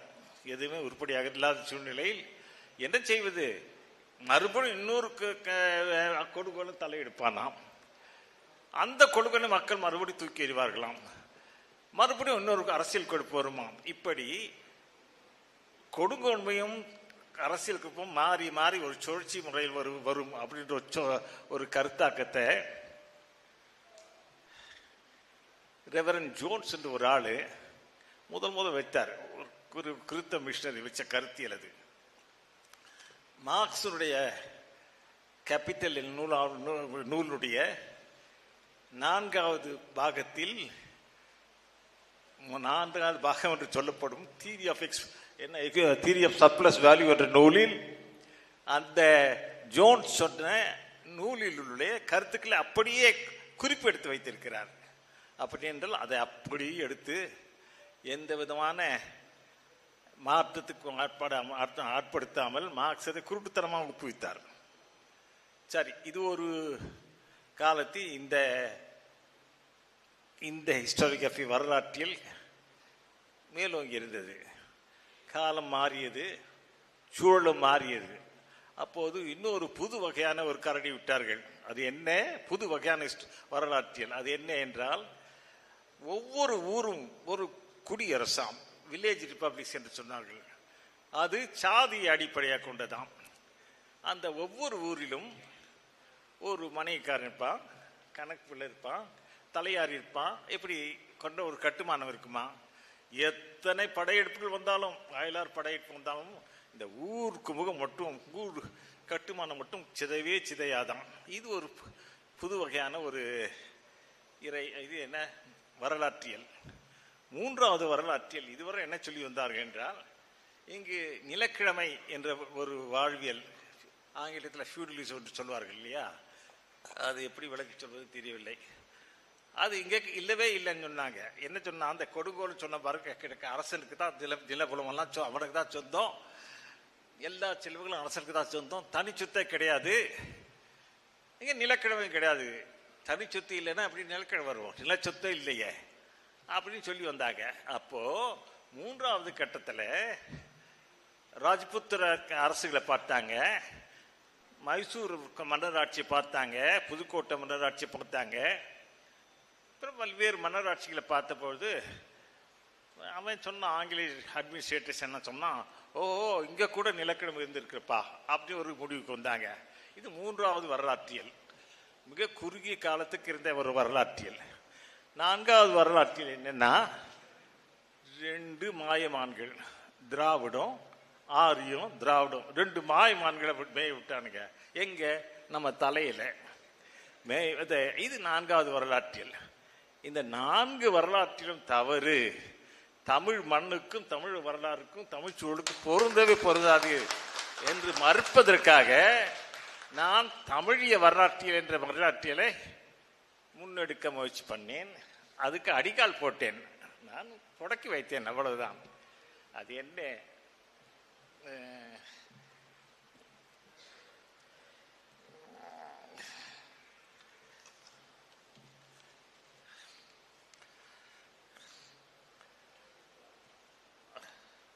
அப்படி இருந்தோம். என்னை நான் வாங்கி வந்த வரம் இருட்டடிப்பும் புறக்கணிப்பு தான். அதனால் ஏதோ ஒரு ஓரத்தில் ஒதுங்கி நின்று விட்டேன். 1991ஆம் ஆண்டில் சோவியத் ஒன்றியம் சீர்குலைக்கப்பட்டது என்பது உங்களுக்கு தெரியும். அப்பொழுது அந்த சீர்குலைவால் உலகத்தில் ஒரு அரசியல் கோட்பாட்டு வறுமை, வேக்யூம், ஒரு வெற்றிடம் தோன்றியது. அதே போன்ற வெற்றிடம் தமிழ்நாட்டில் தோன்றியது.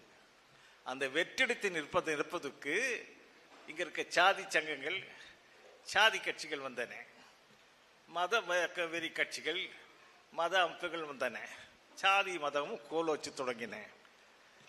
ஆகவே இன்றைக்கு தமிழர் என்போர் தனி தேசியம் என்ற ஓர்மை வளர்ந்து வந்து கொண்டிருக்க சூழலில் அந்த சாதி மத காழ்ப்புகள், பொய்யான கட்டுமானங்கள் நிற்க முடியாது, நிலைக்க முடியாது, செத்துத்தான் ஆக வேண்டும். நான் பொது இயக்கத்தில் 30 ஆண்டுகள் மேலே இருந்தேன். அப்ப என்ன சொல்லுவாங்க, மார்க்சிசம் மார்க்சியத்தின் சிந்தனை, துருக்கியந்திய புரட்சி அப்படின்னு வானதில் முழங்கினார்கள். ஆனால் அவங்க பார்த்தாக்கா அவங்களுக்குள்ள சாதி தான் சதிராடுது. இன்னும் நெருங்கி பார்த்தா அவங்க தலைக்குள்ள என்ன கூடு கட்டியிருந்தா சாதி உணர்வு தான் கூடு கட்டியிருந்தது. அதனால அரண்டு மிரண்டு நின்ன காலம் அது. எனக்கு அப்ப புரியல, இப்ப புரியுது. அது காரணம் சொன்னா இவர்கள் பெரும்பாலும் சூத்திரர்களாக இருந்ததுதான். ஆகவே முதுக்குடி தமிழர்கள், சாதியற்ற சாதி கெட்ட முதுக்குடி தமிழர்களுக்கு இதே அவங்க எப்படி புரிந்து கொள்ள முடியும்? மீள முடியாத ஒரு வட்டத்தை ஆங்கிலத்தில் விஷய சர்க்கிள் என்பார்கள். எகிப்து தொன்மத்தில் ஒரு படம் வரும், ஒரு பாம்பு வாழை விழுங்கி கொண்டிருக்கும், வட்டமான ஒரு படம். அதை ஊரபோரசன் சொல்றார்கள். அந்த மாதிரி பல வகையான நச்சு வட்டங்கள் நம்ம இடத்துல உண்டு. பாட்டாளி வகுப்பு, தொழிலாளர் வகுப்பு, தன்னைத்தானே விடுவித்துக் கொள்ளும் போதே அது தன்னை அடிமைப்படுத்தி ஆண்டிருக்கிற முதலாளியையும் கூட முதலாளித்திலிருந்து விடுவிக்கும் அப்படின்னு ஒரு கருத்தை மார்க்ஸ் சொன்னார் இல்லையா? அந்த கருத்தை அடியொட்டி நான் என்ன சொன்னேன், முதுகுடி தமிழர்கள் தங்களை தாங்களே, அதாவது சொந்தமாக சொந்த காலில் தங்களை தாங்களே விடுத்துக் கொள்ளும் பொழுது பிராமணியம் எனும் நச்சு வட்டத்தில் சிக்கிக்கொண்ட பிராமணர்கள் கூட அந்த நச்சு வட்டத்தில் மீட்பார்கள் என்று நான் எழுதினேன். என் நூல்கள் சிலவற்றில் அப்படி குறிப்பிட்டிருந்தேன்.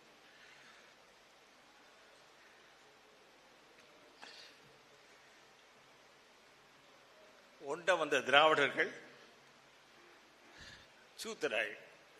திராவிட இயக்கம் ஒரு சூத்திர இயக்கம். அவங்க சாதியை ஒழிக்க போறேன்னு வீரார்ப்பு பேசினாங்க, வீடு கட்ட ஆடினாங்க. நாம் அதெல்லாம் நம்பணும். அந்த கூத்தை நாம் மெய்யன்னு நம்பினோம். அதனால் மண்ணை எழுந்தோம், கொடி எழுந்தோம், கொற்றத்தை எழுந்தோம். ஆகவே திராவிட இயக்கம் சாதி வெறிப்பிடித்து பொய்க்கால் குதிரையாட்டம் ஆடுவதை நம்மால் விளங்கிக் கொள்ள முடியவில்லை. அதன் பின்னால்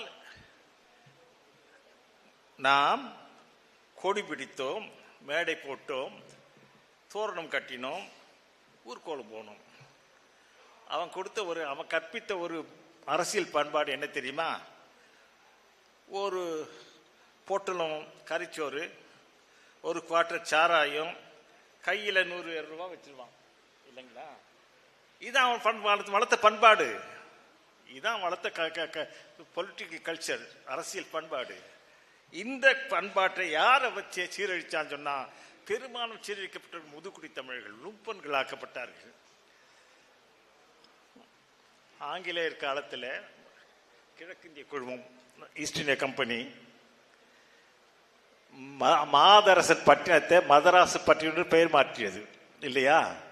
அந்த மதராசு பட்டினத்தின் கருப்பகுதிக்கு பேர் அந்த காலத்தில் பெரும்பறைச்சேரி என்றார்கள்.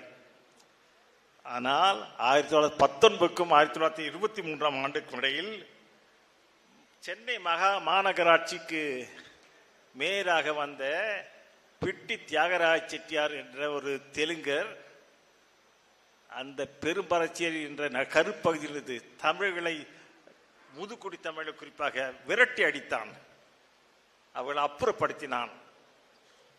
பிட்டிகை என்றால் கன்னடத்தில் தோல் தொழில், தோல் தைக்கும் தொழில் என்பார்களாம். பிட்டி தியாகராஜ செட்டியார் உள்ளபடியே தோல் தைக்கும் தொழிலுக்கு சேர்ந்தவர்கள் அப்படின்னு. ஆனால் அவர் பொய்யாக தன்னை தேவாங்க செட்டியார் சொல்லிக் கொண்டார் என்று எங்க பெங்களூர் தமிழடியான் சொல்வார். வரலாற்றிலிருந்து நாம பாடம் படிக்கணும். இங்க வந்த எல்லா இசைகளையும் கருத்தியல்களும் முதல் உள்வாங்கிக் கொண்டது இந்த முதுகுடி தமிழர்கள் தான். அந்த கருத்துக்களுக்கு முன்னோடிகள் வந்து கொடி பிடித்தவர்கள் அவங்க தான். ஆனா அவர்களை என்ன சொல்லுவாங்க, கருநாகம் புற்றெடுக்க கரையான் புற்றெடுக்க கருநாகம் கூடி போனது போல சொல்வது போல மத்தம் வந்து புகுந்துட்டு இவனை அப்புறப்படுத்திட்டான், தூர வச்சுட்டான். இவன் முண்டம் எதிர்ச்சி ஒன்றும் செய்யல, அது ஒதுங்கிட்டான்.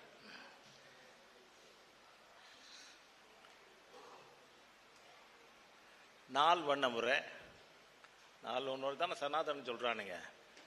அந்த முறையும் சாதியை வந்து விட்டொழிக்க மாட்டேன்னு சொல்றவங்க நம்முடைய சூத்திர அன்பர்கள் தான். விட மாட்டேன்றாங்க. அவங்களுக்கு ஒரே கனவு சத்திரியனாகணுன்ற ஒரு கனவு தான். ஆகவே சாதியற்றவன் நாதியற்றவன் இந்த பாடத்தை யார்கிட்ட சொல்றான்? சாதியற்ற சாதி கட்ட முதுகுடி தமிழ்கிட்ட சொல்லிக்கிட்டு இருக்கான். என்ன சொல்றான்? பத்த புதுசா சில பேர் தெலுங்கரும் கண்டக்காரன் வடக்கத்தையும் எல்லாம் தன்னுடைய பேருக்கு பின்னால் ஒரு வாழை போட்டுக்கிறான், சாதி வாழை போட்டுக்கிறான். அந்த மாதிரி நாமெல்லாம் வாழை போட்டுக்கிறோம் அப்படின்னு சொல்லிட்டு ஒரு சில பேர் சொல்றாங்க. அவங்கெல்லாம் குடி தேசியம் பேசுறாங்க. குடி தேசியன்றது ஒண்ணும் இல்லை, சாதி தேசியம் தான். அது சாதி வெறி தான். என்னடா சாதி தேசியம் கேட்டா, ஒவ்வொருத்தரும் அவன் சாதியில இறுக்கமாக நெருக்கமாக ஒன்றுபடணுமா, கெட்டி ஆயிடணுமா, இறுக்கமா ஆயிடணுமா. அவன் சாதி வழியில சேர்ந்த பின்னால எல்லாரும் சேர்த்து தமிழ் தேசியத்தை கொண்டு வந்துருவானா. இது என்ன மந்திரத்தால மாங்காய் விடுமா? இது என்ன மாட்டுக்கு முன்னால வண்டிக்கு முன்னால மாட்டை திருப்பி கட்டுற முயற்சி தானே. இது என்னது உள்ளூர்ல ஓடாம பிடிக்க முடியாதுக்காக தானே இது. இந்த பாடத்தெல்லாம் ஏற்றுக்கு சில பேர் என்ன பண்ண, நம்ம ஆளு சில முதுகுடி தமிழர் சரி, அவங்களுக்கு இவங்களால கொஞ்சம் மூளை செலவு செய்யப்பட்டு அவங்க கூட தம்பின்னா சாதி ஒரு வாழை போட்டுக்கிறான், சாதி வாழை போட்டுக்கிறான். இது பார்க்காதுன்னு சொன்னா அந்த கதை ஒரு பாட்டு பாடுவாங்க, எல்லாம் இன்பமயம்னு ஒரு பாட்டு பாடுவாங்க. ஆனா இப்போ எல்லாம் வால்மயம் பார்க்கிறோம். அப்புறம் முன்னர் சொன்ன கருத்தை சற்று மாற்றி சொல்ல விரும்புகிறேன். இந்த சூழலில் அதாவது முதுக்குடி தமிழர்கள் தங்களை தாங்களே சொந்தமாக சொந்த முயற்சியின் வாயிலாக விடுவித்துக் கொள்ளும் பொழுது நம்முடைய உடன் பிறந்த தமிழர்களாகிய சூத்திரரையும் நால்வண்ண மயக்கத்தில் இருந்தும் சாதி காழ்ப்புகள் விடுவிப்பார்கள் என்பது அந்த கருத்து. ஏர்போர்ட் மூர்த்தி செய்தியில் இருக்கிறார். இப்போ சில நாட்கள் அவர் செய்தியில் இல்லை. அவரை நான் நேரில் இவரை பார்த்து கிடையாது. அவருக்கு அடிப்பட்ட அவரையே சிறையில் போட்டு வழக்கு தொடுத்து வேற குண்டர் சட்டத்துக்கு வேற அவரை போட்டிருக்காங்க. நான் பொதுவாக அத்தி புத்து அப்படிதான் சென்னைக்கு வருவேன். இந்த மாதிரி வரும்பொழுது அவரை பார்க்கணும்னு எனக்கு ஒரு எண்ணம் இருந்துச்சு. பார்க்க முடியாது, அவர் உள்ள இருக்கார். நான் ஒன்று சொல்லுவேன், ஒன்று மட்டும் சொல்லுவேன், அவர் வெளியே வந்து தான் ஆகணும். வந்த பின்னால அவர் தமிழக அரசியலில் வானளந்து, அதாவது வானை தொட்டு நிற்பார் என்பது மட்டும் உறுதி.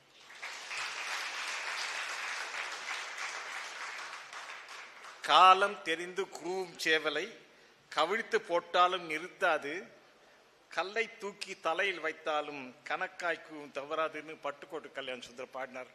அந்த பாட்டு தான் இங்க எனக்கு நினைப்பு வருது. நிற்க தமிழ் தேச கருத்தியலை தமிழ் மண்ணில் நாம் விதத்தும் அது வேர் விட்டு பெரிதாக வளர்ந்துள்ளது. மேலும் ஓங்கி வளர்ந்து வானை தொட்டு மிக பெரும் பேராற்றலாக ஆகும். தமிழ் தேசிய புரட்சியாக அது வெடிக்கும். அப்பொழுது இந்த மண் நமதாகும், மலை நமதாகும், ஆறும் நீரும் நமதாகும், காடும் நமதாகும், காற்றும் நமதாகும், கடலும் நமதாகும். வெல்க தமிழ் தேசியம், தமிழ்நாடு தமிழர்க்கே, தமிழ்நாடு தமிழர்க்கே. நன்றி, வணக்கம்.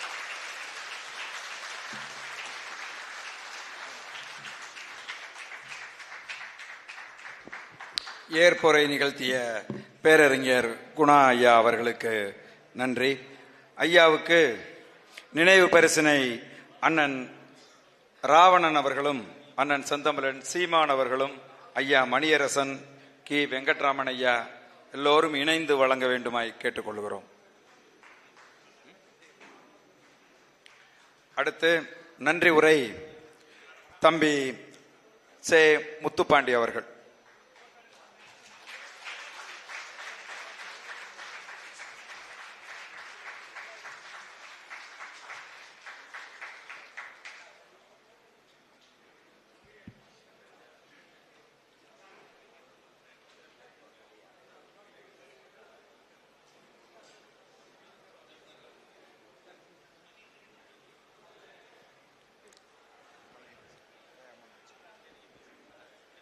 ராவண வலையொலி நடத்திய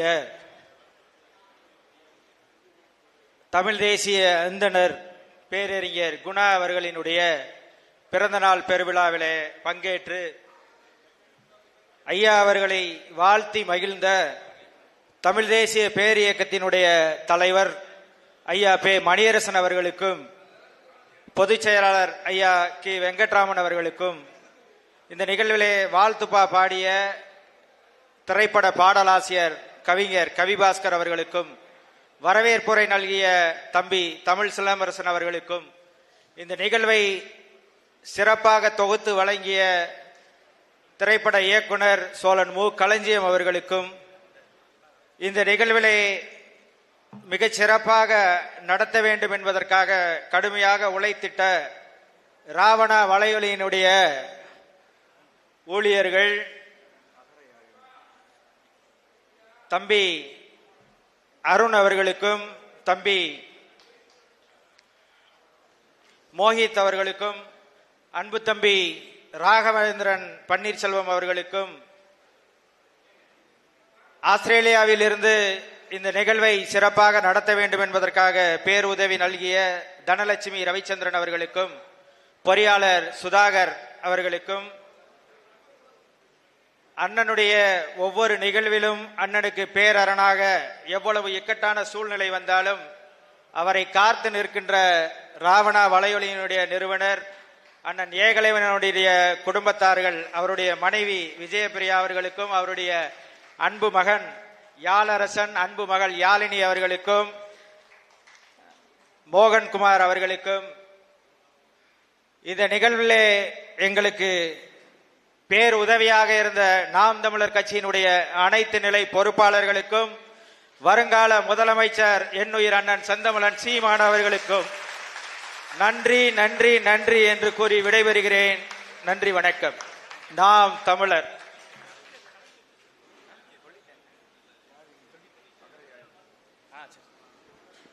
இந்த நிகழ்விலே நடன நாட்டிய நிகழ்ச்சி நடத்திய அகர யாழினி அவர்களுக்கு பேரன்பும் பெருநன்றியும் கூறி விடைபெறுகிறேன். நன்றி, வணக்கம்.